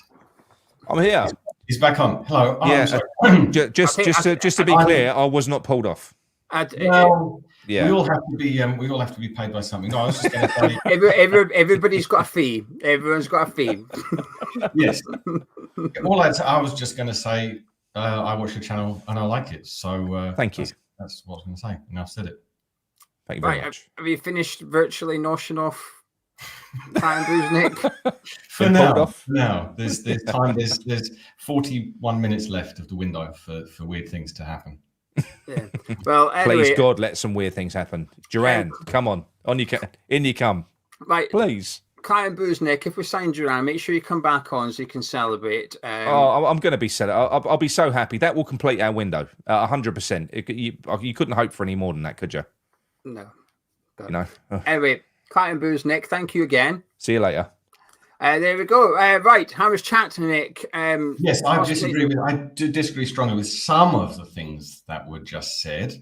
I think your predicted lineup is, I think that comes from deep within you as a wish and an urge, and you want change and you want to see these things. And also, I think I don't know how. I mean, people have different opinions. That's fine, but it's been a fantastic window. I mean, we've lined up essentially a new defense. And we've also done well in other areas. And we've got the players. Like, of course, if Duran comes in, we'll basically celebrate it like we scored a goal. But we've got the players. It's the system. And because of the games we've had Souček, we've had, Ward-Prowse. Again, I'm happy he's gone. If Agerd goes to Sociedad, that's great. Zuma might have signed. We'll basically still have to pay him, but I think that's moving in the right direction. Cornet has gone, so players are getting off the books. I think that's fantastic, and we still have the players. Like whether Füllkrug, like if we take emotion out of it, do we, how much do we care about the emotion of Nicholas Füllkrug versus how well we play? Bowen has 16 goals and 6 assists in the Premier League last season, couple in EFL 1 or 2 in some Europe or whatever. So we've got that player. Like, who's really going to analyze 2 performances from Jared Bowen where he's basically just been doing hard work?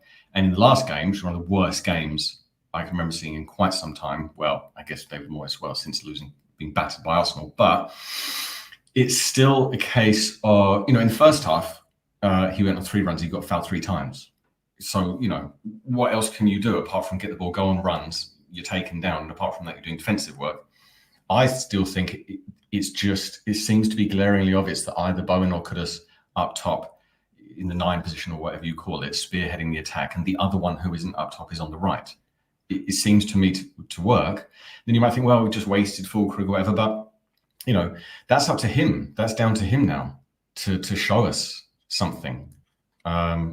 So that's mainly what I was going to say. We have so many people watching. It's like 1,800 people watching. If they could all open up Instagram and search Hammers Chat Nick, because I have 7 followers at the moment, which is a bit pathetic. So if I can get 1,700 Instagram at Hammers Chat Nick, if you like my particular brand of milky nonsense, then you'll get more there. Well, there you go, ladies and gentlemen. If you're on Instagram, go and follow Nick and follow Hammers Chat while you're there as well, and say hello to Alice. Alice runs our Hammers Chat account on Instagram. Sometimes people message the Hammers Chat Instagram like, "Oi, Gio Gonzo, it's not us. We're not there." But she does send us the messages, but Alice runs it, so make sure you say hello to those as well. But what are you making of? I mean, I know you're pleased with James Ward-Prowse going, but Agerd on the verge of joining Real Sociedad on loan, but no centre back coming in, which is perhaps interesting. Which will obviously leave us with 3 senior centre backs in Mavropanos, Kilman, and Todibo. Is that an adequate number for you, or are you surprised we're not trying to bring somebody in today? I mean, I'm not really surprised, just because with time so tight and the business that we've done. I mean, I don't know what that Tim drinks. Is he a Red Bull, coffee, tea? What keeps him going? But the energy expended, I think people are just, taking a breather at the moment. I think we have enough cover. The worst thing happens, then we've still got the numbers. I mean, we've got Aaron Cresswell, who's probably a fantastic centre back at this point in his career. So I just think. I think we've got the players we need. I just think we've been spoiled, and we live in the land of just immediate needs, whether that's pulling off people with the same name as you or on a footballing basis. Yeah, I'm quite relaxed about it as well for 2 reasons. First of all, we've got Alvarez. Alvarez can play centre back. He played there a lot in his career prior to his move before. Funnily enough, when Alvarez used to be in the same team as Rodriguez, Alvarez was a centre-back and Rodriguez was a defensive midfielder. So we have him there if we need to at centre-back. But also, I often complain about lack of opportunities for the youngsters at West Ham and the blocked pathway. And when there is one, they're not given a chance. We've got Casey now, who there's a lot of hope for him. And I feel like I'd be a bit hypocritical if I was to then complain that we're not bringing in another centre back, which is only going to stop Casey's pathway into the first team. Now, I understand it's very difficult to give youngsters opportunities, so on and so forth. However, given that we've loaned out Callum Marshall, we've loaned out Kadua and Patrick Kelly, Freddie Potts has now gone out on loan as well. So the only two youngsters that are close to the first team remaining at the club are Lewis Orford and Caelan Casey. Now, I think Orford's got a little way to go before he sees the first team. However, he's got time on his side. It's not a big deal. But I think this just takes Casey a little bit closer to first team action. And I'm not against that. If it's just one youngster, every season can go from the academy into the first team, that is a huge success as far as I'm concerned. And I'm just hoping that if there comes a time where we're missing two senior centre-backs for whatever reason, it's Casey that gets a nod. We turn around to him and say, this is your opportunity. Get into that team next to the senior centre-back. And now is your chance. Like I said, I've just said that Alvarez can cover there, but I'd be inclined to give Casey an opportunity in the first team. And I'm just hoping that that's what happens. I know you joke about Aaron Creswell, but I'd be disappointed if we played Creswell centre-back before we played Casey centre-back. I'm hoping that is what happens in regards to Casey. It's a bit wishful. But, yeah, I think we have to. I just think we have the players we need. I think the conundrum that we're dealing with is the Souček conundrum, and that he scored a very important goal, as he usually does. I just don't see how. I mean, what I want to see is the midfield three of Alvarez, Rodriguez, Paqueta, because I don't see how you can tell those players to not get involved. They're just naturally going to do it. It's just the run of games. Again, patience. We're going to have to be patient because of the games we've had. At least we've got 3 points and we're through in the cup. I have no idea how we managed that against Bournemouth, but we're there. Next game against City, that seems like a weird one as well. So the manager's going to have to be as pragmatic as possible. Then a stupid, meaningless break for the just ridiculous nonsense Nations League that no one cares about. And then we're back Fulham, Chelsea, and then maybe Anfield is the game after Chelsea. I'm not really sure. But that's going to take some pragmatism. If you're away at Fulham, decent team, well-drilled team, early home game against Chelsea, and then Anfield away, just fingers crossed that they play their second string, you're going to need, those aren't the games. It's not like Lopetegui is going to be right. Okay, we've done the hard work now. Free-flowing football, anyone. There's going to be some ugliness necessary with the bedding in.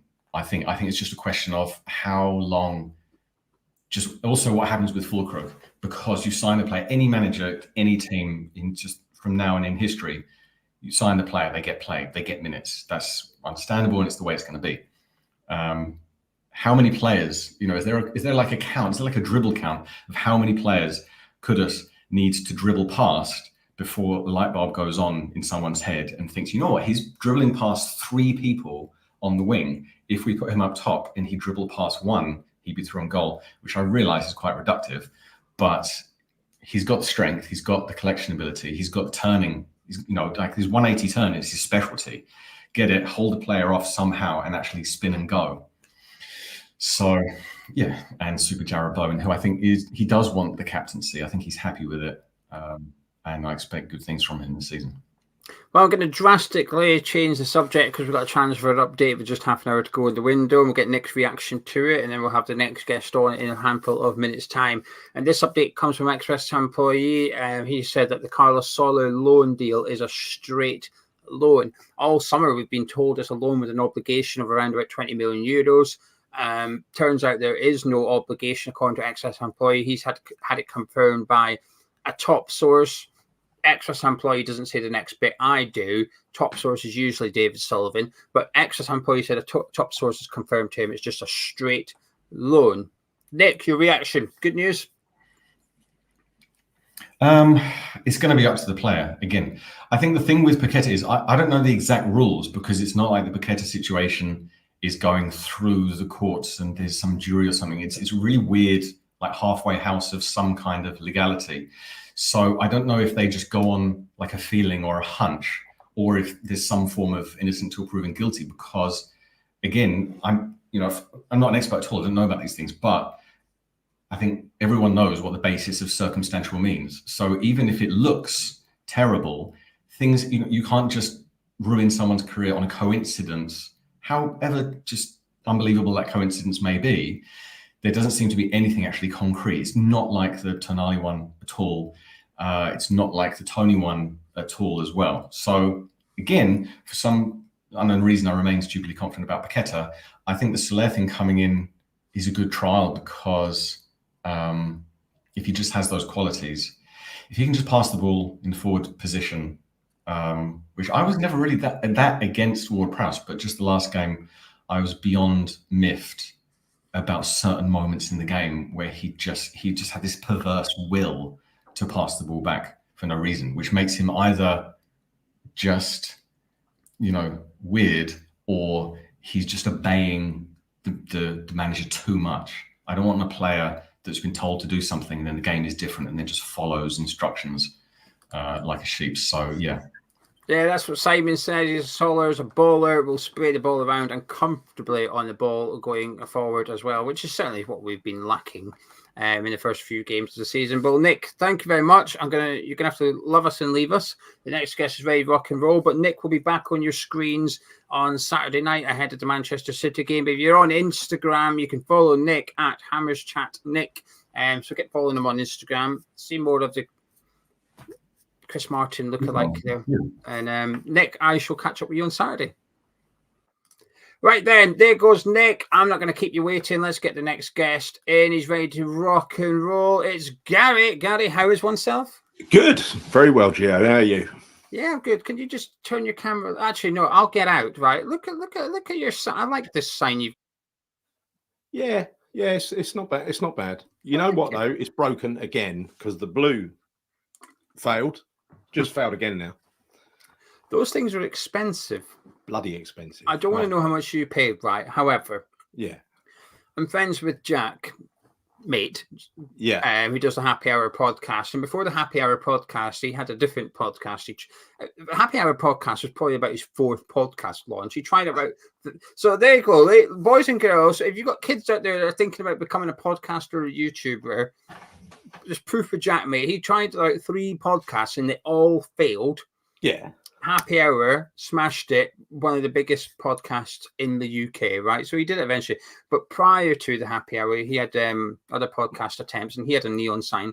And I recall him, I'm sure it was £1,000 he spent on it. It was maybe a bit bigger than yours. But it wasn't that much. It wasn't that much. But it was several hundred, put it like that. And yeah, the blue half failed and now it's completely failed. So I'm going to have to get them to make me another one.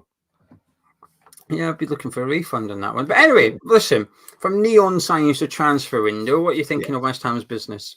I think it's been largely good. I'm very disappointed that we haven't got a striker over the line and we're still left holding Danny Ings, because he's really of no use. He's just a bench player, isn't he?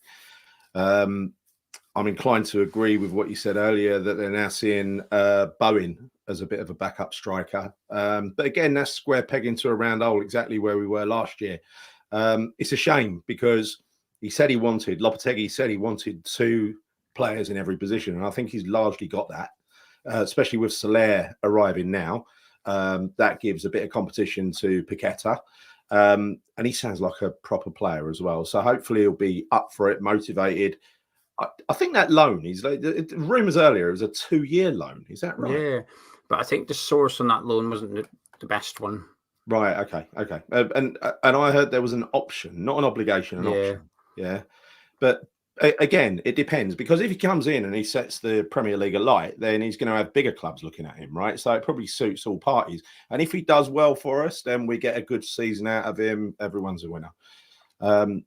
But the problem is obviously Souček. I'm absolutely delighted, not in a horrible way. I'm delighted to see Ward-Prowse leave the building because we no longer have to see Ward-Prowse playing alongside Souček, which tormented us for quite a few games last year, didn't it? Yeah, it concerned me on Wednesday actually because I know people say it's too early to judge, and I tend to agree, but you still can evaluate game by game. I think it's very naive to just go, well, I'm going to completely know everything I've seen. Yeah. You can review individual games. And on Saturday, when I was struggling to stay awake watching that game, I was a bit concerned that a large part of Lopetegui's PR was that he's watched loads of West Ham last season and he did this presentation about how he wants to play and stuff like that.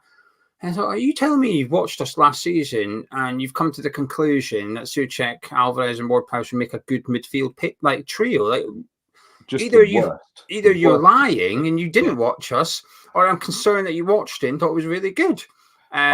Yeah, I'll tell you what, I'm not getting very excited at the moment. I think it's in my nature to get excited. So before the kickoff, before the Villa game, I was expecting a win from thinking they're in the Champions League and it's going to be really tough. That's where I should have been at, but I weren't there. And so when it all went a bit wrong against Villa, it don't surprise me that people got a little bit angry because, you know, I felt that way as well. And the same against Bournemouth the other night. I mean, all that talk about patience and giving him time, he has completely. Look at the number of players that have come in. It's total of 10 if you include Kante. And the number of players that have gone out. This is a complete squad rebuild. And I do think now these first, 4 games it will be, right, before the international break, I think he's using that as a bit of a proving ground to find out, you know, what parts he can make use of before the others are ready. Because you would have thought over the 2 weeks of the international break, we'll come back and we'll play against Fulham with what would be his first choice team. Yeah.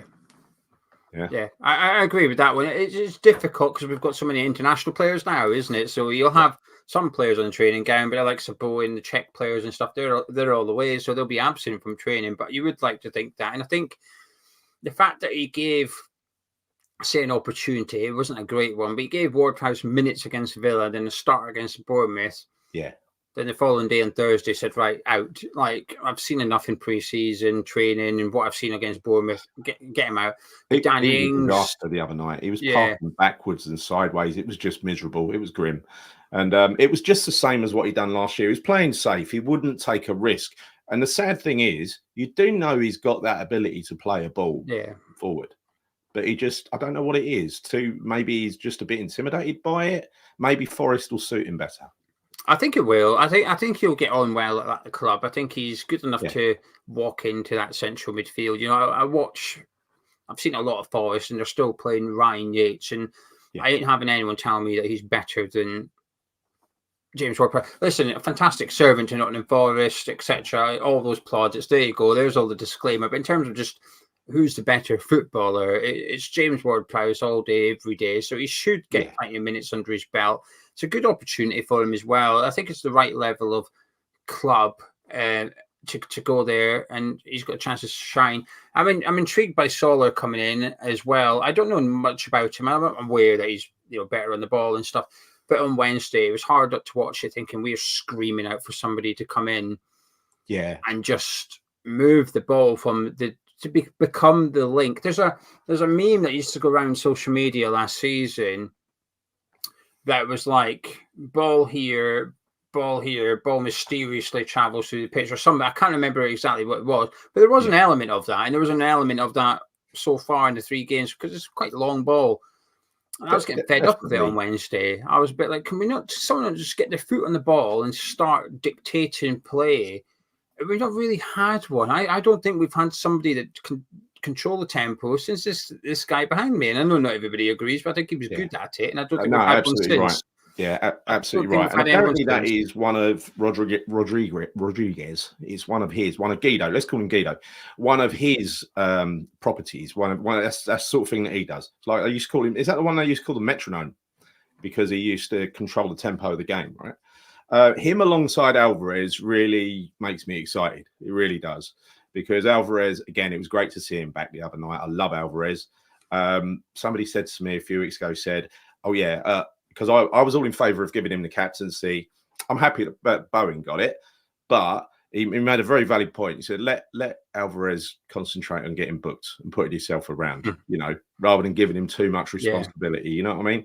It's going to be very, very tough. Not necessarily with City, but it's going to be very, very tough for teams to work their way through those two in that central midfield pairing. They're going to give a lot of coverage to that defence.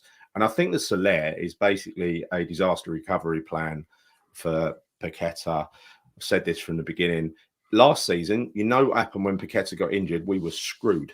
There was nothing there, right? And we just fell apart and we started losing. We started losing week in, week out. Now you know, if Paqueta's having an off game, take him off, put Soler on. Yeah. If he gets found guilty and gets a lifetime ban. By the way, from what Nick just said, other Nick, your Nick, he said about the panel that he's going to go in front of. Now that I did a program, I did a show on Claret Booze with John Casey before I left about all this. Basically, the bar is lower for this, right? This is on the balance of probabilities. It's not like a court where it's beyond reasonable doubt. So there is a chance that he could just get banned for life on the basis of what people believe. Yeah, I completely agree. And that's the scary thing, because that's why I'm worried, because remove your claret and blue specs here for a minute and let's just look at what we know. People on Paqueta Island opened up betting accounts, maximum staked Paqueta getting booked alongside another player, and Paqueta would go on to go get booked in those games. Yeah. And then when you look at some of the yellow cards as well, just the isolated footage, it don't look too pretty for Paqueta. And the question is, what's the chances of this happening? Yeah. Slim, really slim. But if you watch Paqueta as a West Ham fan, week in, week out, look, even if you look through purely at those incidents, they look fishy. But we also saw games where it looked like he was trying to get himself booked and he was jumping in. It was pretty much every other game. It's normal behaviour for Paqueta. So it's quite easy to put a compilation of video clips together like that, right? The one that really made me a little bit suspicious was where he was doing it right under the nose of the referee. Yeah. I think it was away to Bournemouth or something. Yeah, when he punched it. Yeah. Then he started shouting at the referee as if saying, in case you're not going to book me for punching it, I'm going to book him for dissent. Exactly. So yeah, if it's going to be based on that, you know, what people think in terms of what they've seen on the video, there's got to be more. There's got to be some evidence. You can't surely. I've always just thought he might not have benefited. There might not have been a payment to him or anything like that. He might have just done it to help other people out. In terms of whether he's taken, call that a bung or a payment or that, I'd be surprised, because it would be a really stupid thing to do. And now what he has been accused of is also stupid.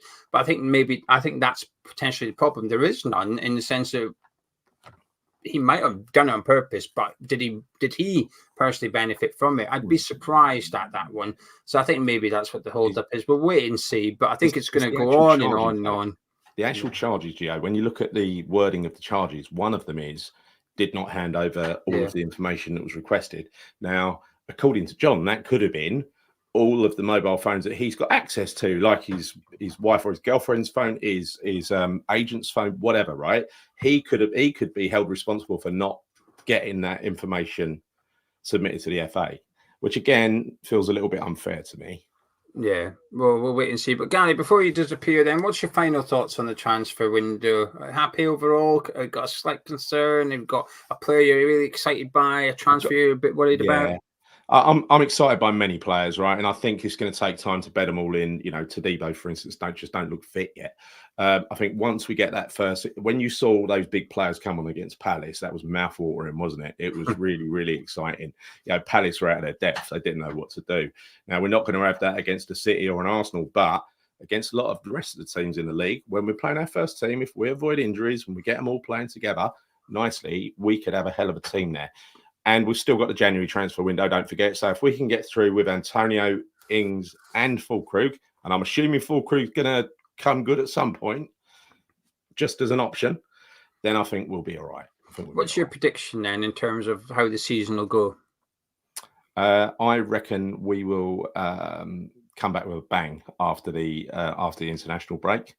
I've got a funny feeling we're going to finish. I'd go for 7th, actually. I think we're going to do really well. And it's just going on Lopetegui's record. You know, he is a bit of an expert of playing the right team, which is why I don't buy what's been done already. He's just played a convenient team. He tends to suit the formation and the tactics to the opposition to try to get the 3 points. Yeah. He hasn't done that yet, from what I've seen. Yeah, that's fair. I think that's a fair observation. It'll come good. Worry not. Well, I hope you're right, Gary. I hope you're right, but we'll wait. We'll see. And I'll bite your hand over sevens. By the way, I'll absolutely snatch that any days. Yeah. But Gary, thank you very much. For people watching, if you haven't already, please do subscribe to the Bobby Moore Stand YouTube channel. Again, just go into the top bar of YouTube. Once this video is finished, not yet. Come back, not yet. Once this video is finished, go into the top bar of YouTube and type in the Bobby Moore Stand. You'll see his broken neon sign. And you'll see more of Gary over there. But do go subscribe. And Gary, I will catch up with you during the season. Brilliant, Gio. See you later. Thank you very much. Right then, you think we're finished? We've still got more guests. But before I get the next one on, please do drop a like on the video if you're enjoying it. You must be, because you're sticking around. Some of you have been here since the start. 9 o'clock, nearly 2 hours you've been with me. I appreciate it. But please do drop a like on by clicking thumbs up and subscribe if you're new to the Hammers Chat channel. Both things are free. It takes a handful of seconds and helps out this video quite a lot. 1,800 of you watching right now, which is just absolutely mental. Sometimes, believe it or not, there's still moments, even though I've been doing YouTube for 9 years now, there's still moments that you just think, what the fuck is going on? Tonight's one of those moments where you think there's 1,800 people. What the fuck is going on? Anyway, someone else is probably wondering what's going on. Is Sloth? How you doing? I'm always wondering what's going on, mate. I'm always in a haze. I'm good though, thank you. How are you? Yeah, I'm good. I've been relaxed actually. There's been a lot of transfer deadline days in the past where it's a bit stressful because you want things to happen and it's not. So you're sort of poking West Ham with a virtual stick in your head, aren't you? Like, come on, do something. And we've often been disappointed, i.e. Jordan Hugo. And because we've done these deadline shows, Sloth, we've missed a couple, but it's usually when I'm traveling to the game. So if I was going to the game tomorrow, I'd maybe be traveling through the night. So we've missed them. But generally, we've done every transfer deadline day show, right? And there's been some bloody stories, right? I'm just gonna run through some of the stories we've had here. And it's not even Hammers Chat stories. It's what West Ham have been up to. We've had Diafra Sakho booking his own medical in France and going over there and getting told to come back. He came back and stopped off at Chelmsford Racecourse because his agent had a horse running, right? We've had Tony Henry getting sacked with a newspaper article coming out claiming he's racist and that he didn't want to sign any Africans because they cause mayhem. We've signed Jordan Hugo. The last transfer deadline, January, Benrahma and Fornals could not leave the club because we had not typed information into the computer correctly. Deadline day is usually mental at West Ham and not for good reasons. But today, it's been calm. And I like it, Sloth. It's been enjoyable knowing that even if we didn't sign anyone, it's not the end of the world. A signing would be nice, but we were in a good place coming into this final week of the transfer window, and it's not often you can say that. So as a result, I'd be pretty chilled. It's been a nice change of pace, isn't it? Like I feel like the excitement around some of the bigger clubs and the situations that are, happening, particularly with Chelsea and sides that could potentially be looking to just offload players because of their wages. It's got a lot of people thinking, I would love this player, and I'm guilty of it myself. I think, you start playing chess with yourself almost, and you're like, I'm going to we get this one in, we get that one out, and I think on deadline day in particular, it's quite easy to get caught up in that and forget what a good window we've had. And, you go, we've only signed a player on loan. We've only got Carlos Soler on loan. And you think, I would have liked one right at the death to sort of sort out the forward line or to get an exciting player in, something like that. But I think as a whole, I'm so happy with the business we've done throughout the window that I'm not too fussed. It's just coming through now. It wasn't ignoring you, Sloth. I was checking. It's just coming through now that Dermesh of Sky Sports is reporting that Southampton have had to submit a deal sheet for the Maxwell Cornet transfer. Now, when we went live a couple of hours ago, as it was now, the update I had regarding Cornet was his medical was complete. But Southampton were the ones just slowing it down because they were trying to get somebody to leave before they sign Cornet. So this is getting a little bit interesting. But the Saints have submitted a deal sheet. So for those unaware, don't panic. It basically gives them an additional hour to get this player signed. So that now Southampton will have until midnight to get this player signed. As long as that deal sheet's in, which it is being, so he's got that extension. So I ain't staying here till midnight to find out if Cornet goes to Southampton. Just to warn you all, that will not be happening, but I'll give you the latest before it disappears. However, the reason I've got you on late sloth, I was hoping Solar would be announced by now, so we could, but it feels like it's going to go through okay, and everything's going hunky-dory. No deal sheet required for Solar. You know a little bit about him, so for people like myself who perhaps are unaware, how will you describe him, and are you happy with the transfer? I'm very happy if we get the Soler that was captain, very influential at Valencia. I think he is a fantastic footballer. He was very much kind of shoehorned into PSG as say a bit of a gift for the manager that they appointed at the time. And like a lot of these big clubs, he didn't hang around very long. And I think so many players were brought in that, you know, he kind of got lost among them. And so it's very hard to just like judge these PSG players properly. But Soler is someone who I think could be a really smart deal for West Ham. He's very versatile, and, you know, he's played out on the wings quite a bit. He's normally plays kind of a left or right midfield if he plays out of position, but it's normally that sort of right centre mid spot, and he's very happy to play very good passes. He has quite a long range pass, which is generally very good. He's about 5'11" and right-footed, but he's a player that will get West Ham fans up off their seat, and he does like to do quite a few tricks, but it's the fact that he is quite a good judge of how to move his body and position himself, that generally if he goes for a turn, he leaves someone with a bit of space and he can open up a defence very easily. So on just a pure loan, I think you're getting him in his kind of prime years, and for West Ham I think it's a very good deal. Yeah, I think I'd prefer the option to buy. I don't like... See, I'm selfish, Sloth. I'm very selfish when it comes to loans. When we loan them out, obligation to buy. When we loan them in, option to buy. That's how I like it. I don't like having to buy a player, but likewise, I like that safety net when you send a player out alone, you know what's happening. In regards to a Gerd, you might know more than I do. What's the latest on him? Is it just a straight loan with a 2 million loan fee? I think that's what was being bandied about earlier in regards to Real Sociedad. I'm kind of not too sure what's going on with him, because, I mean, my thinking would be that if we were going to let him leave, we'd have someone lined up, and that would immediately make me think of, say, like a Badia Shield from Chelsea, who, let's face it, they're in a ridiculous situation. And if we're offering, you know, a loan deal before the end of the window, you'd think they'd bite your hand off just to move some wages. But it doesn't really seem like there's anything happening in that area. Whether that's just the club have managed to keep it quiet or what, I think it's up in the air. But I can't see us letting him go if there's no one coming in. And I know we have a strong back line, and the academy players at the back are very well thought of, but it is still quite a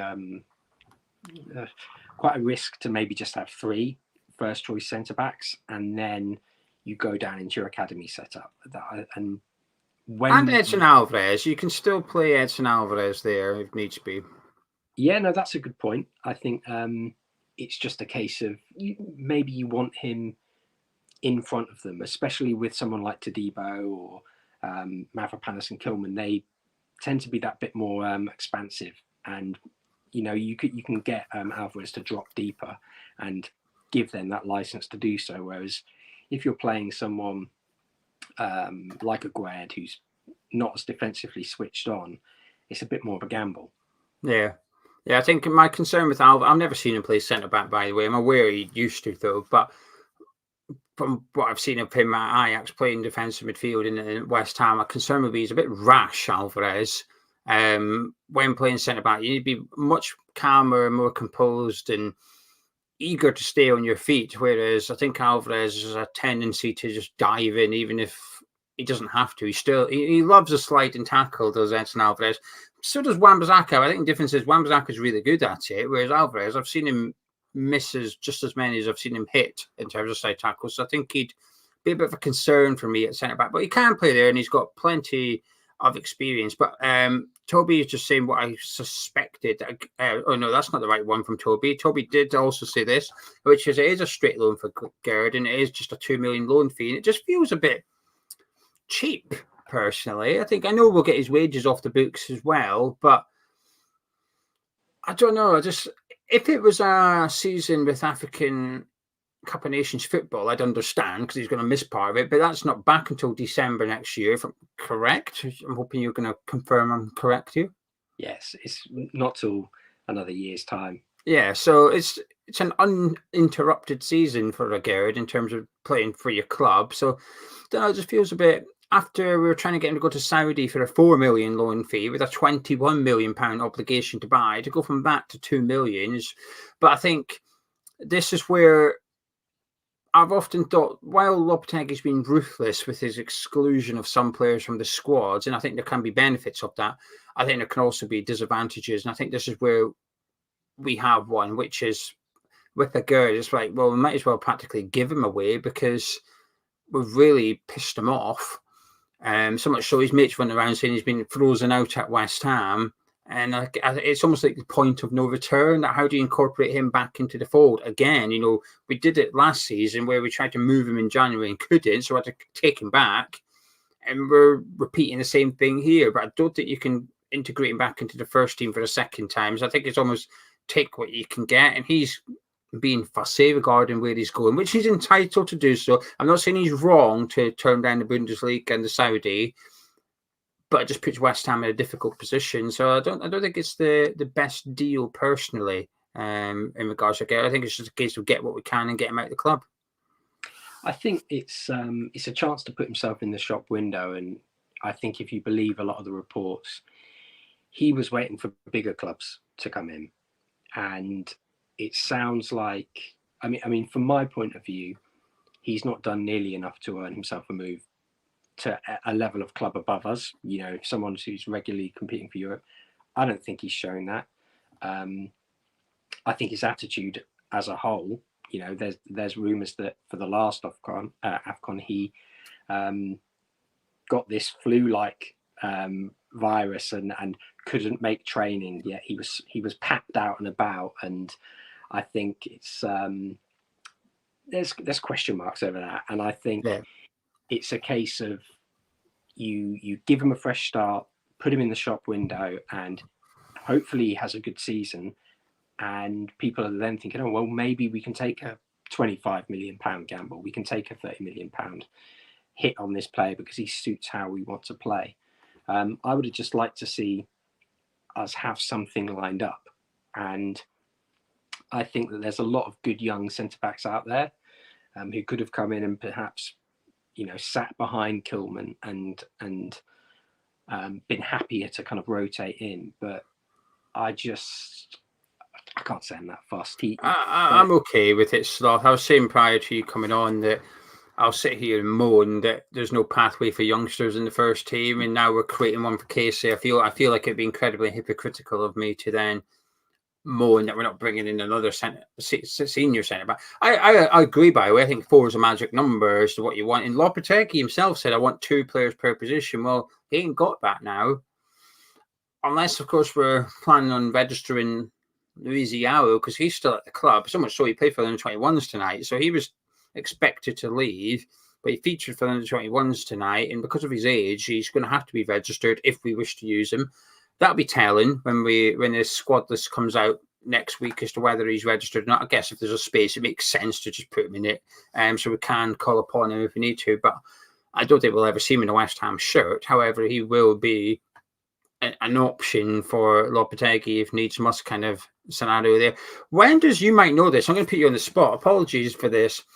When does the Brazilian transfer window shut?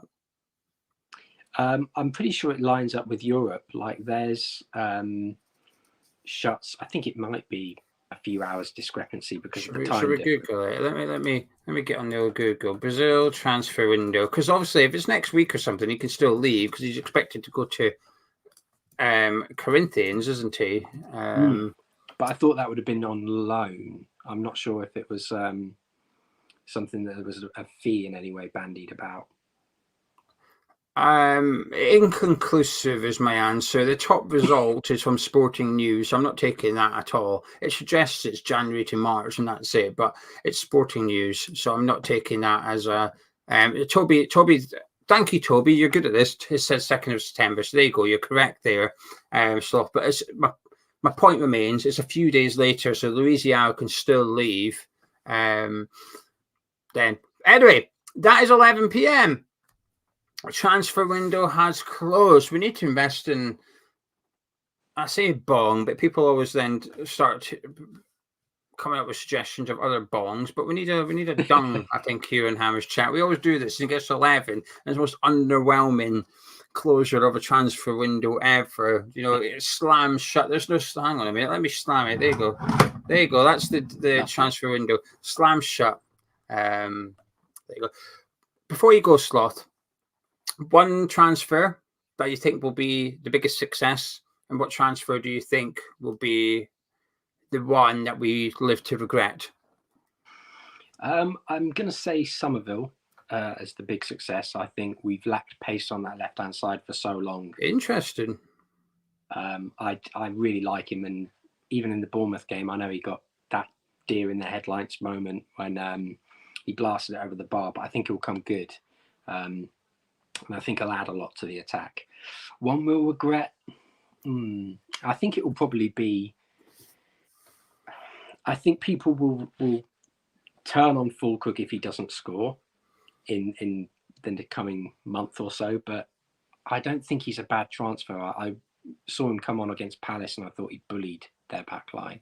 Thought he changed the game somewhat. But I think he's probably the one that people will go, oh, if only we'd gone for Duran.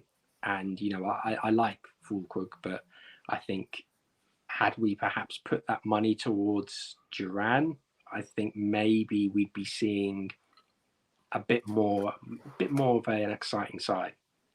Yeah, that Duran's my biggest regret, really, because I don't think it was a difficult transfer to do. Villa said it's 40 million. We made it difficult by going, well, what about 32? And no, it's 40. Well, what about 32 in Lewis Orford? No, it's 40. What about 36 million? No, it's 40. Villa were very clear with what they were expecting for Duran. So it wasn't actually a difficult transfer. I think we just made hard work of it. Anyway, West Ham United have confirmed that James Ward-Prowse has joined Nottingham Forest on loan. That transfer has been signed, sealed and delivered, so he is now a Forest player for the remainder of the season, a straight loan there as well. Before you go, Sloth, something came to me while you were answering. I thought, I will ask him about this before he disappears. This signing I forgot about. I'm not going to lie. Also, I've been sat here going, we've signed 8 players, 9 if it gets Solar. And then Gary, just before you said, well, we've got 9 signings. Oh, hang a minute. He said, because we've got Conte. And I said, oh, I forgot about him. Now, as part of your duties on Babbling Irons, you were instructed, I think, to go away and discover what you could about our new signing in Conte, who we've loaned to Paris FC. If you could summarise him in a couple of minutes for people, because while many others haven't heard of Solar, a lot have, I'm going to say the majority have not heard of this Conte, and those who claim they have, I don't believe them. So what can you tell us about this player? Well, first of all, he was very, very hard to get information on, because as much as I have my VPN access and TV bits from around the world, you don't get much in the way of the Paris under-19s second division teams. They don't really show them on TV. So I had to reach out to people in France and see what they said. Real journalism, not like what we do here in Hammer's Chat. Real journalism. Now I wait for caught offside to put up an article. But he's very highly rated. Covers a lot of ground, gets stuck in. I was sent a goal that he'd scored in the youth system, and he has a hammer of a right foot. I looked at his record as well. I think he's got about 5 goals as well for the position that he plays. And I was also told they were all quite good finishes as well. Now, I'm not saying he's going to, be that sort of Yaya Toure, but the way they described him is a mini sort of Yaya Toure Kante. Very box to box, very energetic, likes to get stuck in, and covers a lot of ground. So I think he's one that might be a little bit too soon. And, I'm only going off what people have said. I wouldn't be surprised if it's to try and build a bit more of a relationship with Paris FC, because obviously Paris is such a hotbed for footballing talent. I think if you can get a system over there that can feed you and give you an insider knowledge, that's perfect for any football club. But I think from what I was told, he's someone that maybe could be on the fringes after his loan, if it goes well. He's gone back on loan immediately to Paris FC. And if he does do well there, I wouldn't be surprised if he's kind of in the fringes and we look to bring him on maybe in some cup games when he comes back and see if he's ready for the Premier League or being in and around the squad. Love that. Well, Sloth, thank you very much. It's getting late now, so I'm going to let you get to bed. But thank you very much for popping on. I appreciate it. As always, ladies and gentlemen, Sloth there. He's from Babbling Irons. So if you want to check out that YouTube channel, you know what to do now. Go into the old YouTube bar at the top, type in Babbling Irons, and make sure you subscribe to the channel. We're working with them. We here at Hammers Chat launched our partnership with Babbling Irons just in the summer. They create one podcast every single week over on our Patreon. Believe it or not, this isn't even a plug for Patreon, but if you want to join them, patreon.com/Hammers Chat. They produce good content over there. They've been ranking the striker signings while we've been at the London Stadium, coming up with their obscure predictions for the season as well. So do go check that podcast out, but do subscribe to Babbling Irons. Anyway, ladies and gentlemen, I'm going to wrap this one up because it might be 11 o'clock for Sloth, but it's also 11 o'clock for me as well. I just want to say a massive thank you to everybody that has stuck with me. Some of you have been here for 2 hours. Massively appreciated. 1,100 of you have liked the video, which is just incredible. So a huge thank you to everybody that has taken the time out to drop a like on it. What I said before Sloth coming on, I genuinely mean it. Sometimes we do things on Hammers Chat and I just think, what the fuck? This is ridiculous. Tonight is one of them. See 1,800 people watching us live for a couple of hours is incredible, but also the guests taking the time out to come on. So massive thank you to those. Harry Redknapp Kriss Akabusi. Then we had the 2 Nicks. We've had Gary. We've had Sloth. We've had loads of guests on tonight. It's been thoroughly enjoyable. I've enjoyed it. I hope you guys have as well. If you're new to Hammers Chat, please do subscribe. We'll be back tomorrow. I've got a Manchester City fan preview up in the morning with a very special guest to me anyway. I will catch up with you all on Patreon if you're a mild addict or an addict at 10 a.m. tomorrow, but we are live at 4:25 on this channel with a build-up show. Catch you then. Thank you very much for joining me. Take care. Enjoy your weekend, and I'll see you in a bit.